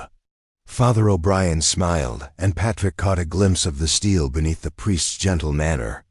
"What's remarkable, my son, is that you've become a symbol of something much larger than a personal romance. Your story has been spreading throughout the Irish communities in Pennsylvania, and people are beginning to see it as representative of the injustices we all face." The priest's words opened Patrick's eyes to possibilities he had never considered. His personal tragedy was being transformed into a political symbol, a rallying point for Irish Catholics who had experienced similar discrimination, but had never had a focal point for their resistance. "I'm not sure I understand what you're suggesting, Father," Patrick said, though he was beginning to sense the direction of the conversation. "I'm suggesting that your exile from Lancaster County might be the beginning of something important rather than the end of something precious," Father O'Brien replied. "There are people who want to help you fight back against the forces that separated you from the woman you love, and in doing so, fight back against the system that oppresses all of us." The meeting with Father O'Brien introduced Patrick to a network of Irish Catholic activists who had been working to organize resistance to the systematic discrimination that affected their communities throughout Pennsylvania. Led by men like Daniel O'Connor, a lawyer who had fled Ireland during the Land War, and Thomas McKenna, a journalist who had been documenting anti-Irish persecution, the group had been searching for a cause that could unite Irish Catholics across the state. "Your story has everything we need," Daniel O'Connor explained during Patrick's first meeting with the group. A young man of education and character, driven from his community by prejudice. A romance that challenges the ethnic and religious barriers that keep our people in subordinate positions. And most importantly, a clear example of the systematic economic warfare being waged against Irish Catholics. The strategy they proposed was ambitious and dangerous.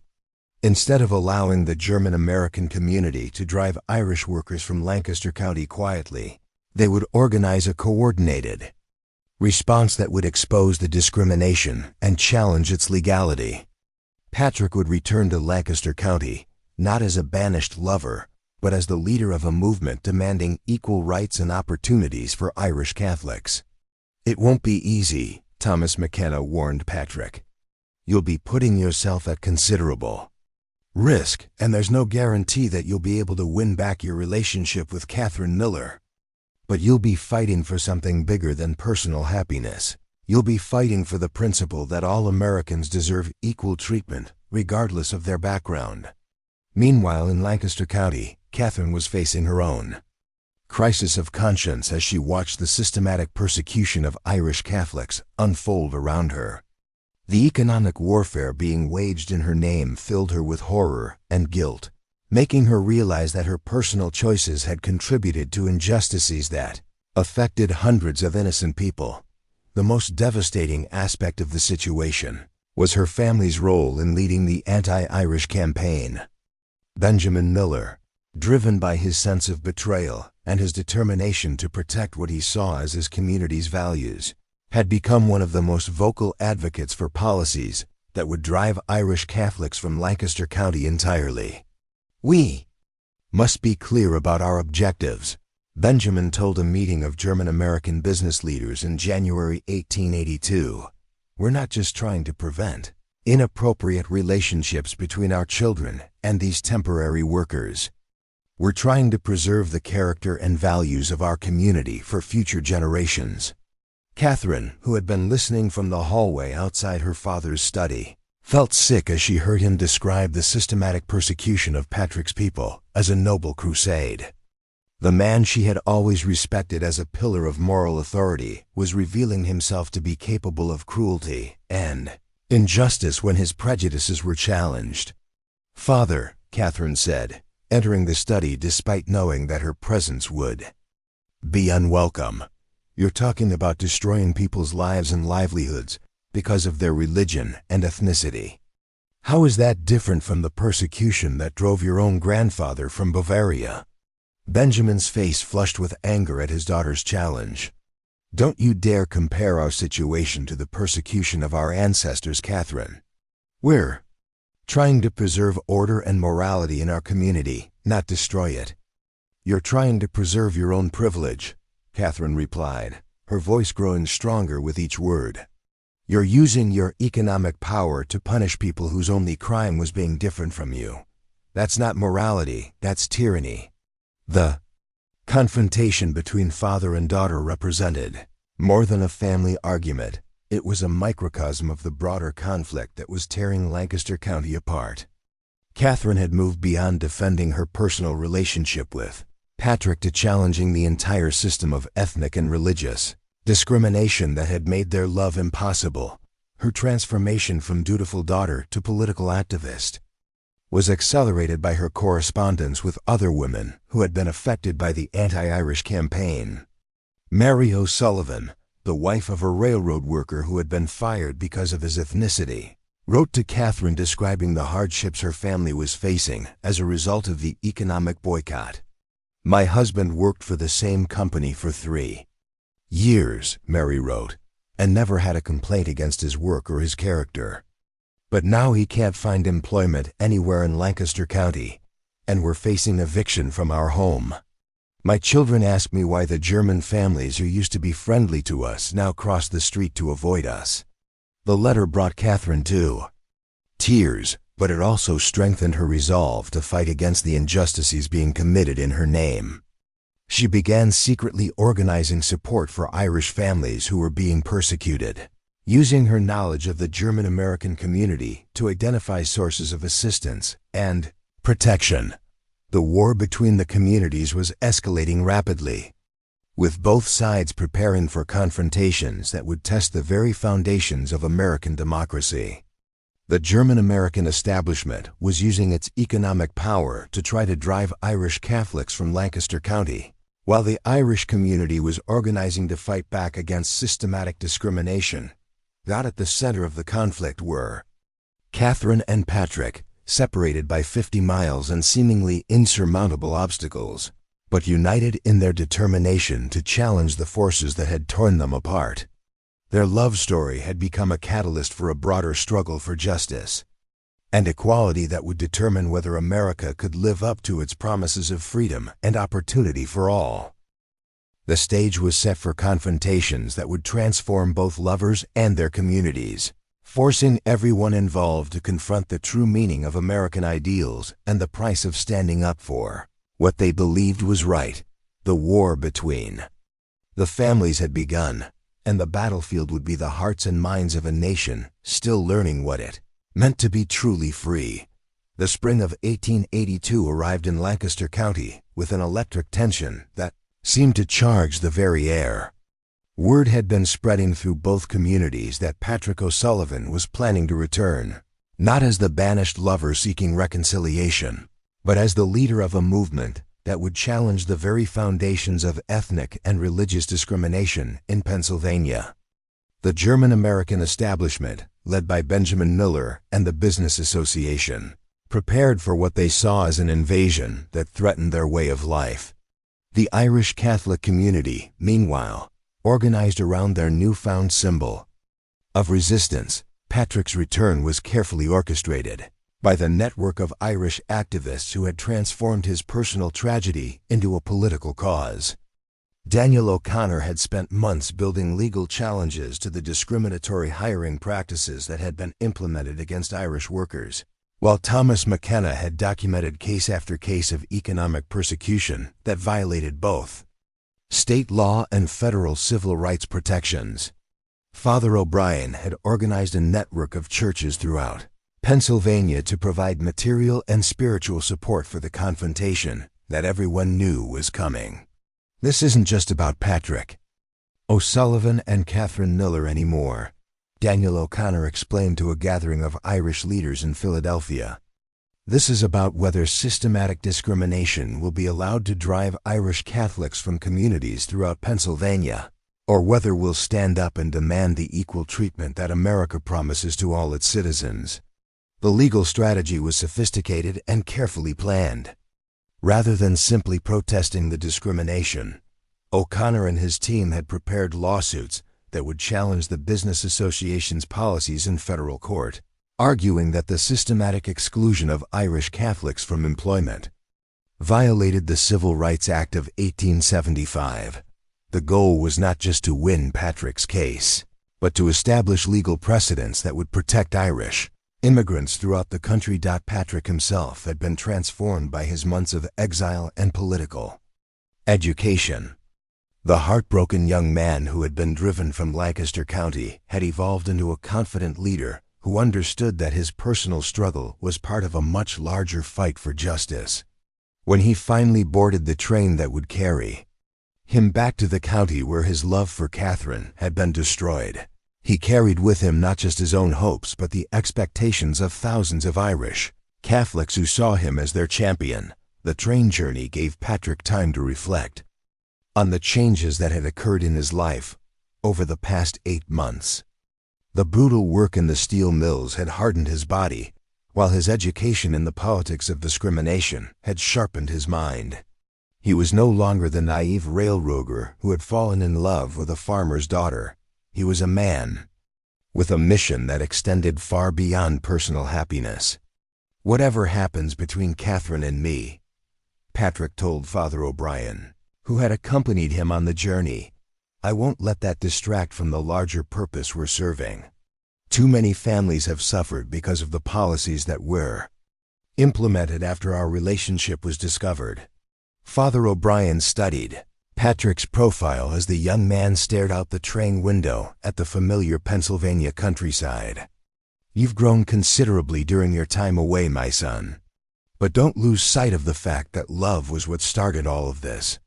Love for Catherine, love for justice, love for your people, they're all connected." Meanwhile, Catherine had spent the winter months building her own network of resistance within the German-American community.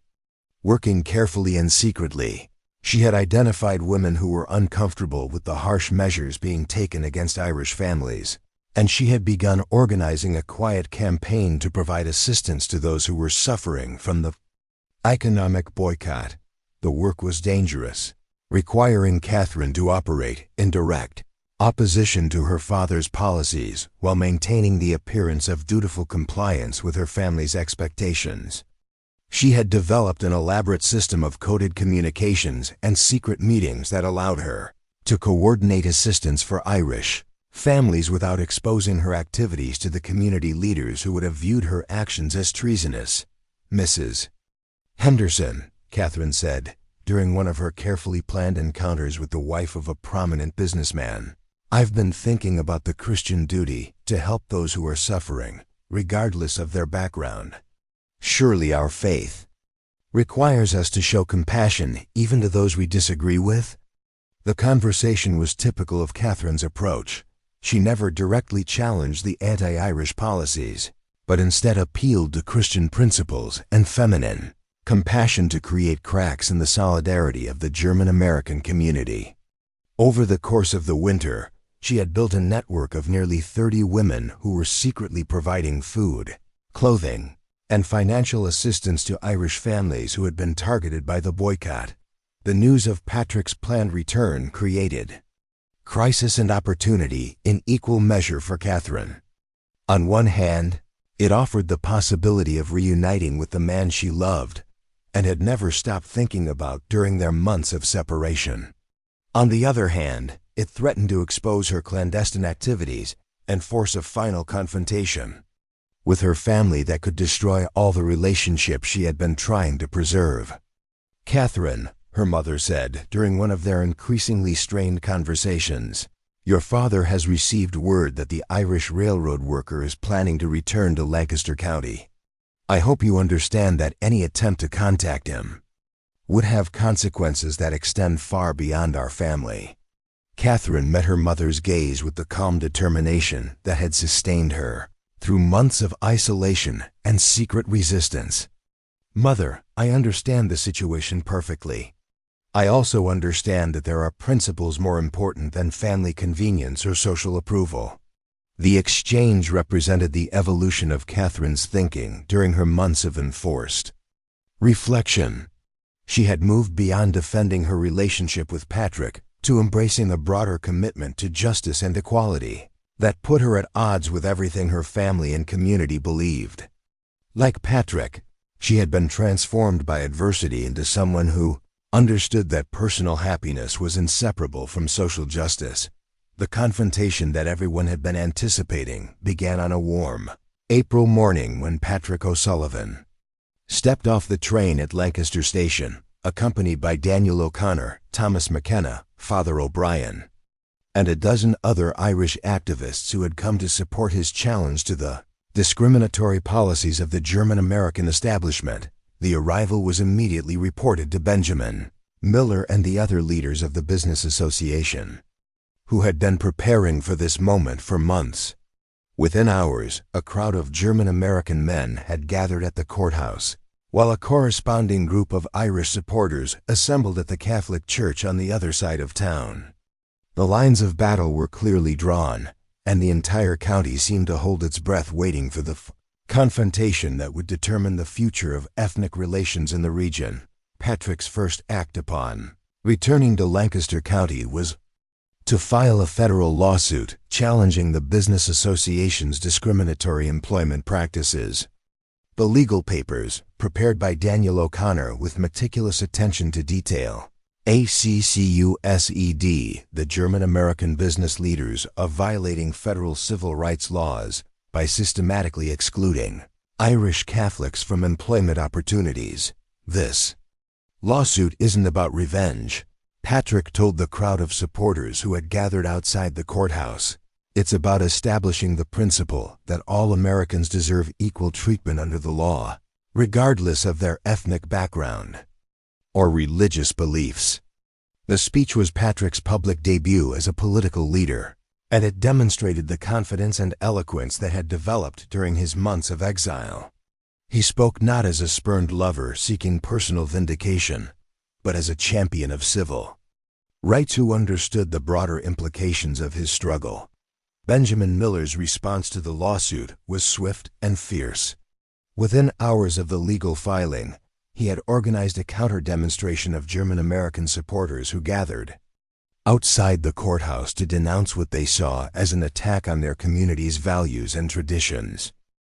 "These people are trying to use the courts to force their way into our community," Benjamin told the assembled crowd, his voice carrying the moral authority that had made him a leader in the German-American establishment. They're not content to live according to their own values, they want to destroy ours as well. The dueling demonstrations created a tense atmosphere that threatened to explode into violence at any moment. The streets of Lancaster were filled with crowds of supporters from both communities, separated by lines of sheriff's deputies who struggled to maintain order as emotions ran higher with each passing hour. Catherine watched these developments from her bedroom window, torn between her desire to support Patrick publicly and her awareness that doing so would destroy whatever influence she still possessed within the German-American community. The network of women she had built over the winter was fragile and could be shattered if her activities were exposed prematurely. The crisis deepened when Frederick Zimmerman, who had spent months trying to rebuild his reputation after the humiliation of Catherine's rejection, decided to take a public role in opposing Patrick's return. His involvement transformed the conflict from a political struggle into a personal confrontation that carried the potential for explosive violence.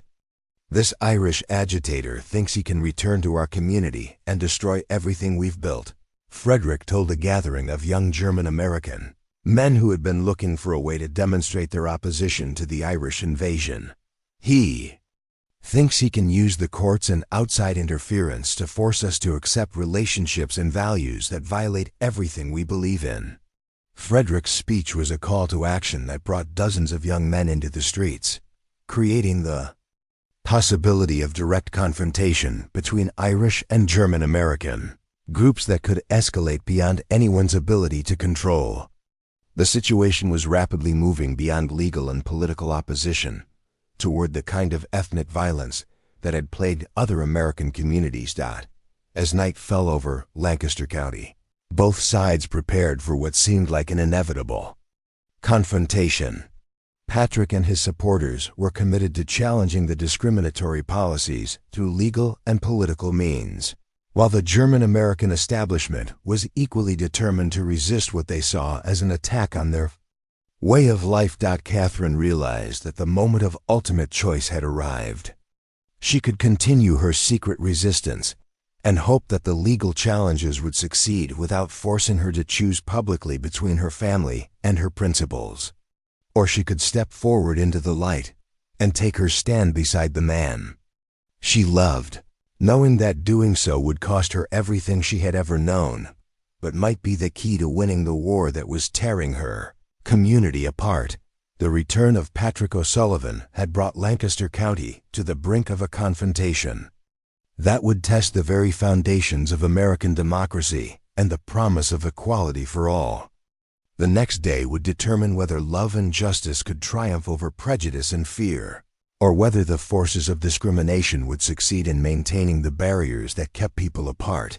The morning of April 15th, 1882, dawned gray and ominous over Lancaster County, as if the sky itself reflected the tension that had been building for weeks since Patrick's return. What had begun as a legal challenge to discriminatory employment practices was about to explode into the kind of ethnic violence that would test the very foundations of American democracy.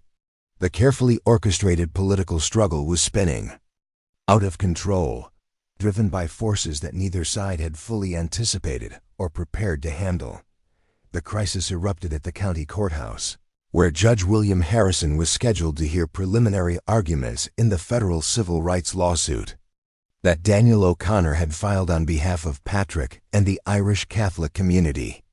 What should have been a routine legal proceeding had become the focal point for months of accumulated anger and fear from both communities, drawing crowds that overwhelmed the small courthouse and spilled into the surrounding streets. Patrick arrived at the courthouse accompanied by his legal team and a carefully selected group of Irish supporters who had been instructed to maintain absolute dignity and restraint regardless of the provocations they might face.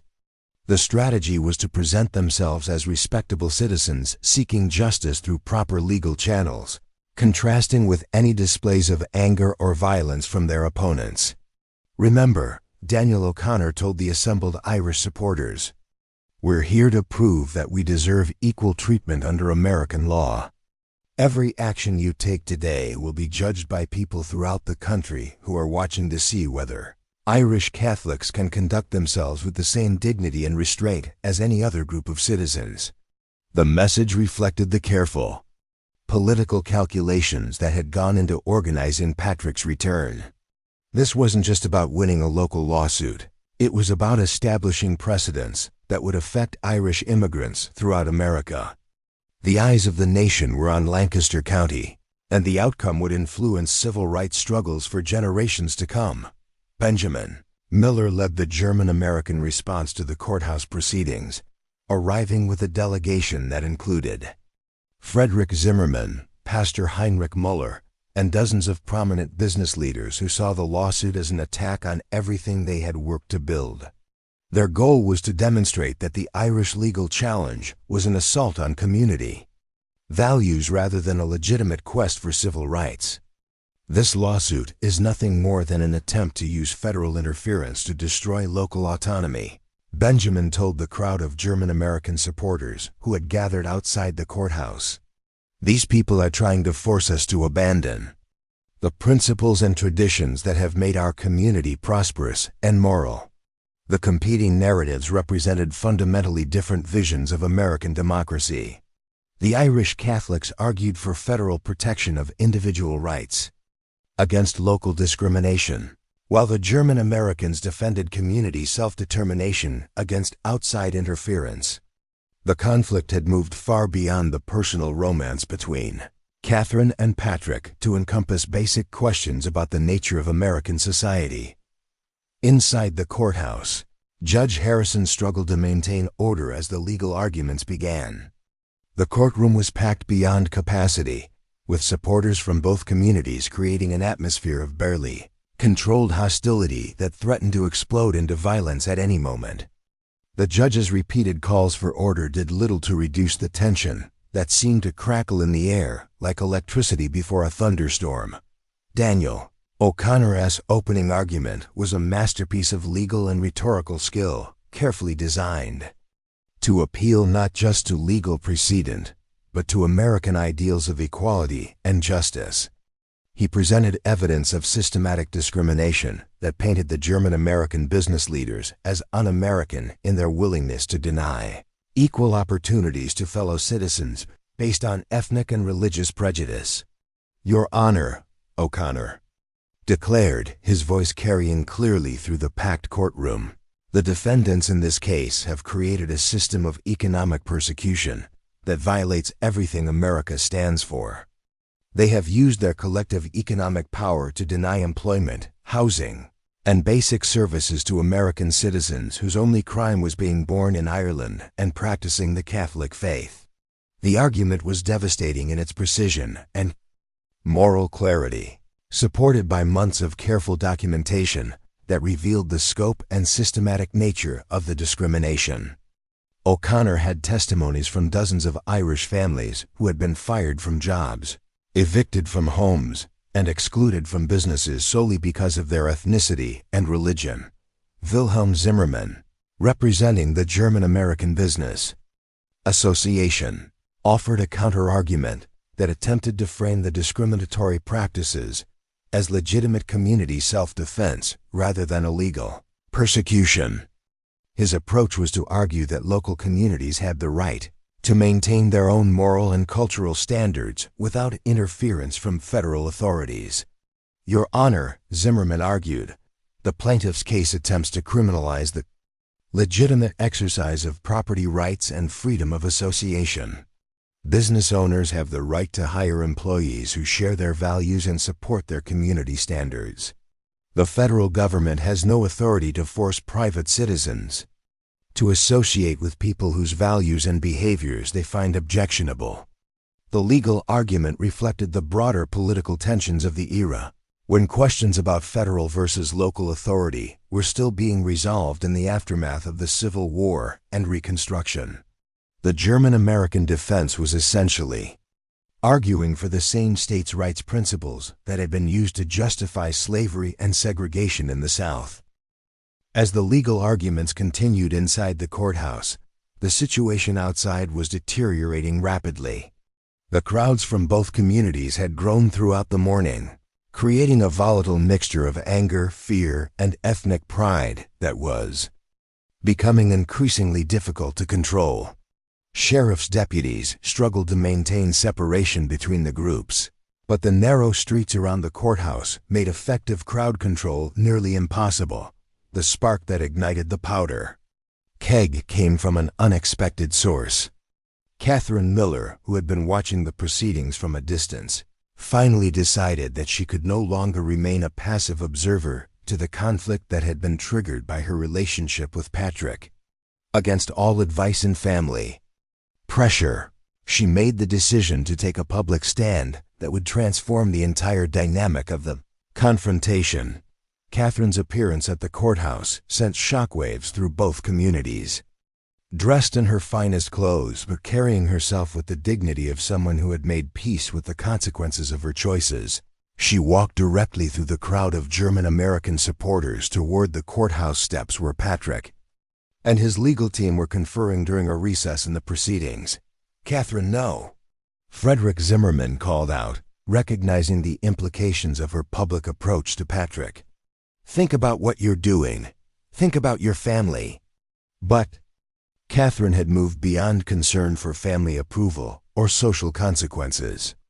The months of secret resistance had prepared her for this moment of public commitment, and she walked toward Patrick with the kind of calm determination that comes from complete certainty about one's principles. The reunion between Catherine and Patrick took place in full view of hundreds of people from both communities, creating a moment of electric tension that seemed to stop time itself. When Patrick saw Catherine approaching, his face showed a mixture of joy, concern, and admiration for her courage in taking such a public stand. "Catherine," Patrick said quietly as she reached him, "are you certain about this? Once you take this step, there's no going back to the safety of neutrality." Catherine's response was to take Patrick's hand in full view of the assembled crowds, a gesture that represented not just personal commitment, but political defiance of everything the German-American community had been fighting to preserve.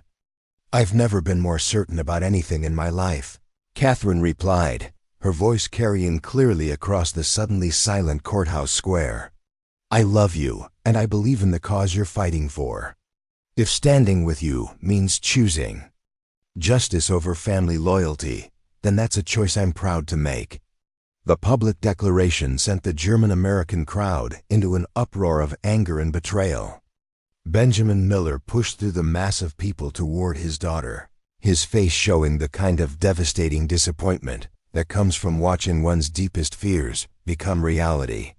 "Catherine Rose Miller," Benjamin called out, his voice carrying the authority of patriarchal command, "I order you to step away from that man immediately and return to your family. You're bringing shame and disgrace upon everyone who loves you." Catherine turned to face her father with the kind of quiet strength that had sustained her through months of isolation and secret resistance. The moment represented the final break between the obedient daughter she had been and the independent woman she had become. "Father," Catherine replied, her voice steady despite the emotional turmoil she felt, "I'm not bringing shame on anyone. I'm standing up for the principles of equality and justice that America is supposed to represent. If that brings shame in your eyes, then perhaps you need to examine what those principles really mean." The confrontation between father and daughter crystallized the broader conflict that had been tearing Lancaster County apart. Benjamin Miller represented the old order of ethnic and religious hierarchy, while Catherine embodied the new American ideal of individual choice and equal rights regardless of background. Frederick Zimmerman, watching the woman he had hoped to marry publicly choose his Irish rival, felt something snap inside his chest. The months of humiliation and wounded pride erupted into a rage that demanded immediate action. "This has gone far enough," Frederick shouted, pushing through the crowd toward Patrick with obvious violent intent. "I won't stand here and watch this Irish agitator destroy everything we've worked to build." The confrontation between Frederick and Patrick was inevitable, representing not just personal rivalry but the collision between two incompatible visions of American society. As Frederick approached with his fists raised, the crowd from both communities pressed closer, sensing that the moment of ultimate confrontation had finally arrived. Patrick, who had been trained in both intellectual argument and physical combat, by his months of labor organizing, prepared to defend himself and the principles he represented. But he also understood that how he handled this moment would influence the entire course of the civil rights struggle that extended far beyond Lancaster County. "I don't want to fight you, Frederick," Patrick said, maintaining his position but not retreating. "This isn't about personal rivalry. It's about whether all Americans will be treated with equal dignity and respect." But Frederick was beyond the reach of reasonable argument, driven by months of accumulated anger and humiliation into a confrontation that would determine not just his personal future, but the fate of both communities that had declared war over. The question of whether love could triumph over prejudice. The courthouse square held its breath as the two men faced each other, knowing that the next few moments would determine whether Lancaster County would move toward a future of equality and justice or descend into the kind of ethnic violence that had torn apart communities throughout America. The breaking point had been reached, and there was no turning back from the confrontation that would define the meaning of American democracy for generations to come. The confrontation between Frederick and Patrick never came to blows, though. Not for lack of Frederick's determination or the crowd's bloodthirst. As Frederick raised his fists and charged toward his Irish rival, an unexpected voice cut through the tension like a sword through silk, stopping everyone in their tracks and changing the entire trajectory of the conflict that had consumed Lancaster County for nearly a year. "Stop this madness immediately." The voice belonged to Judge William Harrison, who had emerged from the courthouse, carrying both his gavel and a document that would transform the legal and social landscape of Pennsylvania forever. The elderly jurist who had presided over Lancaster County's legal affairs for nearly 20 years had spent the morning recess reviewing federal precedents and constitutional principles that left him no choice but to issue a ruling that would reshape the relationship between ethnic communities throughout America. "Mr. Zimmerman, step back this instant." Judge Harrison commanded with the authority that had made him one of the most respected legal figures in the state. "Mr. O'Sullivan, maintain your position. I have a ruling to announce that will settle this matter once and for all." The crowd fell silent as Judge Harrison positioned himself on the courthouse steps, the document in his hands representing months of legal research and constitutional analysis that had led him to conclusions he knew would be controversial but were legally unassailable. After careful consideration of the evidence presented and the applicable federal law, Judge Harrison began, his voice carrying clearly across the packed courthouse square. "This court finds that the defendants in O'Sullivan v. Lancaster County, German-American Business Association, have engaged in systematic discrimination that violates the Civil Rights Act of 1875 and the Equal Protection Clause of the 14th Amendment." The ruling sent shockwaves through both communities, representing the first time that federal civil rights law had been used to challenge ethnic discrimination in Pennsylvania. Daniel O'Connor felt tears of triumph streaming down his face.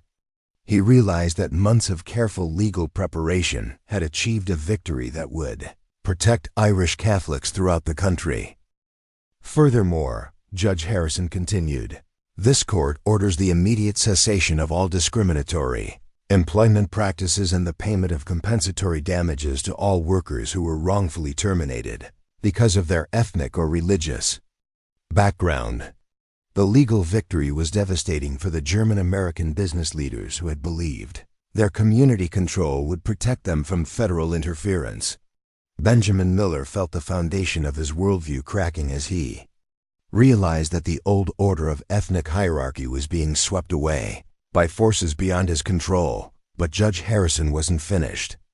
The elderly jurist had spent his career watching America struggle to live up to its founding ideals, and he saw this case as an opportunity to make a statement about the true meaning of American democracy that would resonate far beyond Lancaster County.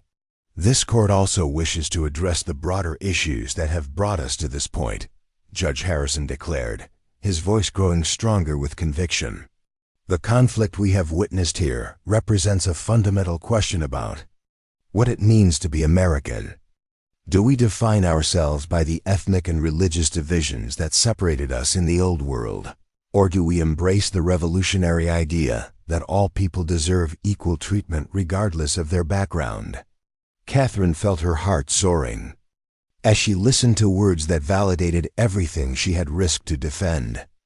Standing beside Patrick with her hand in his, she felt the weight of months of isolation and family conflict being lifted from her shoulders by the recognition that her choice had been not just personally right, but morally necessary. The evidence presented in this case, Judge Harrison continued, demonstrates that when we allow prejudice to guide our actions, we betray the very principles that make America unique among the nations of the world. The systematic discrimination practiced by the defendants represents not community values but community failure, the failure to live up to the ideals that our founding fathers died to establish. The speech was transforming the legal ruling into a moral crusade that challenged everyone present to examine their own commitment to American principles. Patrick felt the vindication of knowing that his struggle had contributed to something larger than personal happiness. It had advanced the cause of justice for all immigrants who faced similar discrimination. Pastor Heinrich Muller, who had been struggling throughout the conflict between his Christian teachings and his ethnic loyalties, felt something fundamental shift in his understanding as he listened to Judge Harrison's words. The minister realized that he had allowed cultural prejudice to override the gospel message of love and acceptance that should have guided his response to the crisis.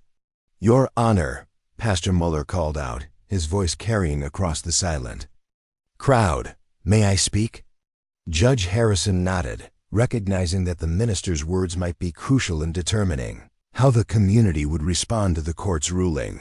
Pastor Muller approached the courthouse steps with the bearing of a man who had wrestled with his conscience and emerged with clarity about his moral obligations. "I owe this community an apology," he began, his voice heavy with emotion. "I allowed fear and prejudice to cloud my judgment about Christian duty. The Bible teaches us that love knows no boundaries of race or nationality, yet I failed to apply those teachings when this crisis began." The pastor's confession sent ripples of shock through the German-American community, as people realized that their spiritual leader was publicly repudiating the policies they had supported. But Pastor Muller wasn't finished with his moral reckoning. "Catherine Miller and Patrick O'Sullivan have shown us something that we should have recognized from the beginning," Pastor Muller declared.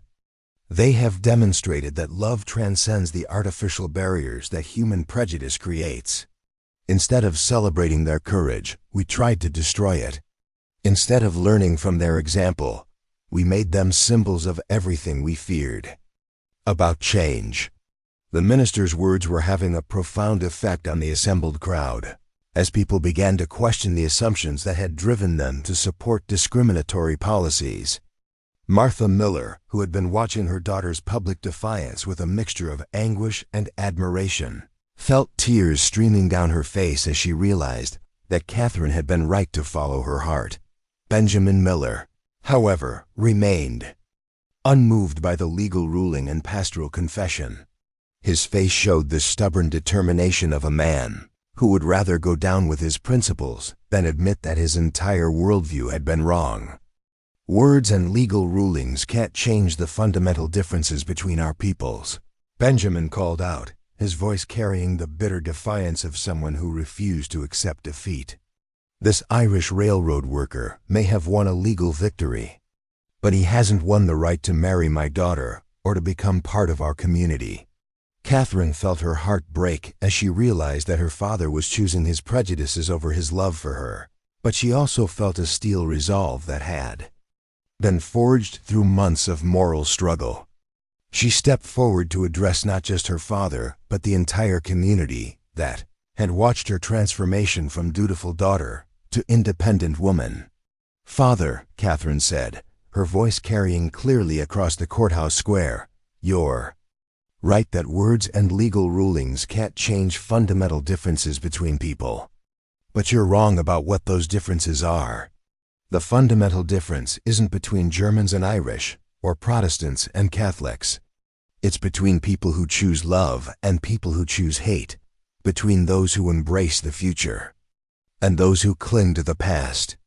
The speech electrified the crowd, as people recognized that Catherine was articulating a vision of American society that challenged everything they had been taught about ethnic and religious hierarchy.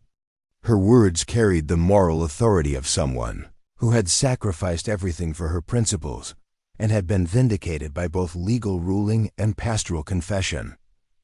Patrick, who had been silent throughout the dramatic developments, finally spoke with the quiet dignity that had characterized his approach throughout the entire struggle. "Mr. Miller," Patrick said, addressing Catherine's father directly, "I understand your anger and your sense of loss. But I want you to know that my love for Catherine has never been about conquering or destroying anything you've built. It's been about building something new, a relationship based on mutual respect and shared values, rather than ethnic background or religious affiliation." The sincerity in Patrick's voice and the obvious depth of his feelings for Catherine began to crack the emotional armor that Benjamin had constructed around his heart. For the first time since the crisis began, he looked at the young Irishman not as a symbol of everything he feared, but as a human being who genuinely loved his daughter. Martha Miller, who had been silent throughout the public confrontations, finally found her voice. The months of watching her family tear itself apart over questions of love and loyalty had taught her that some things were more important than social convention. "Benjamin," Martha said quietly, approaching her husband with the kind of gentle determination that had sustained their marriage through 30 years of challenges, "look at our daughter. Look at how strong and principled she's become.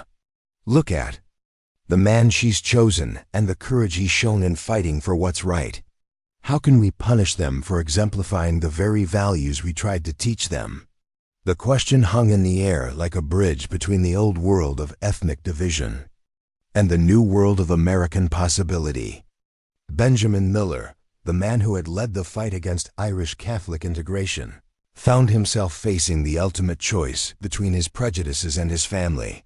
Frederick Zimmerman, watching the woman he had hoped to marry choose his rival with such obvious conviction, felt his anger draining away to be replaced by a grudging respect for Catherine's courage and Patrick's dignity. He realized that his opposition had been based not on principle but on wounded pride, and that continuing to fight would only diminish him further. "Catherine," Frederick said, approaching the couple with whatever grace he could muster, "I wish you happiness. You've chosen a man who clearly loves you enough to fight the entire world for you. I hope someday I can find someone who inspires that kind of devotion in me." The gracious concession from Frederick removed the last barrier to reconciliation, leaving only the question of whether Benjamin Miller could overcome the prejudices that had shaped his entire life. The answer came in the form of a slow, hesitant approach by Catherine's father, his stern features softened by recognition of his daughter's happiness and his own moral isolation. When he finally spoke, his words carried the weight of a man who had learned the difference between stubbornness and strength. "Catherine," Benjamin said quietly, "I may not understand your choice, but I can see that it's made you happy in a way that nothing else ever has. If this young man can love you enough to challenge an entire community for you, then perhaps he deserves a chance to prove himself as part of our family." The reconciliation that followed was witnessed by hundreds of people who had been drawn into the conflict between love and prejudice, creating a moment of transformation that would be remembered for generations. Catherine threw herself into her father's arms while Patrick stood nearby, his eyes wet with tears of gratitude for acceptance he had never dared to hope for. 6 months later, Catherine Rose Miller and Patrick Sean O'Sullivan were married in a ceremony that brought together both communities in celebration of love's triumph over prejudice. Pastor Muller officiated, having embraced his role as a minister of reconciliation rather than division. The wedding reception featured German beer and Irish music, creating a joyful fusion of traditions that pointed toward a future where cultural differences would be celebrated rather than feared. The legal victory that Patrick had won in federal court became a precedent that protected Irish Catholics throughout Pennsylvania and beyond. While Catherine's courage in choosing love over social convention inspired countless other women to follow their hearts, despite family and community pressure. As the newlyweds stood together on the same courthouse steps where their love had been tested and vindicated, they looked out over a community that had been transformed by their willingness to fight for what they believed in. The war between the families was over, and love had indeed conquered all, not through victory over opposition, but through the transformation of enemies into friends and prejudice into understanding. Their story became a legend that would be told for generations, proving that sometimes the greatest battles are fought not with weapons, but with the courage to love across the boundaries that society creates to keep people apart. In the end, Catherine and Patrick had done more than win the right to be together. They had helped America take another step toward fulfilling its promise of equality and justice for all. Up next, you've got 2 more standout stories right on your screen. If this one hit the mark, you won't want to pass these up. Just click and check them out. And don't forget to like, subscribe, and turn on the notification bell so you don't miss any upload from us.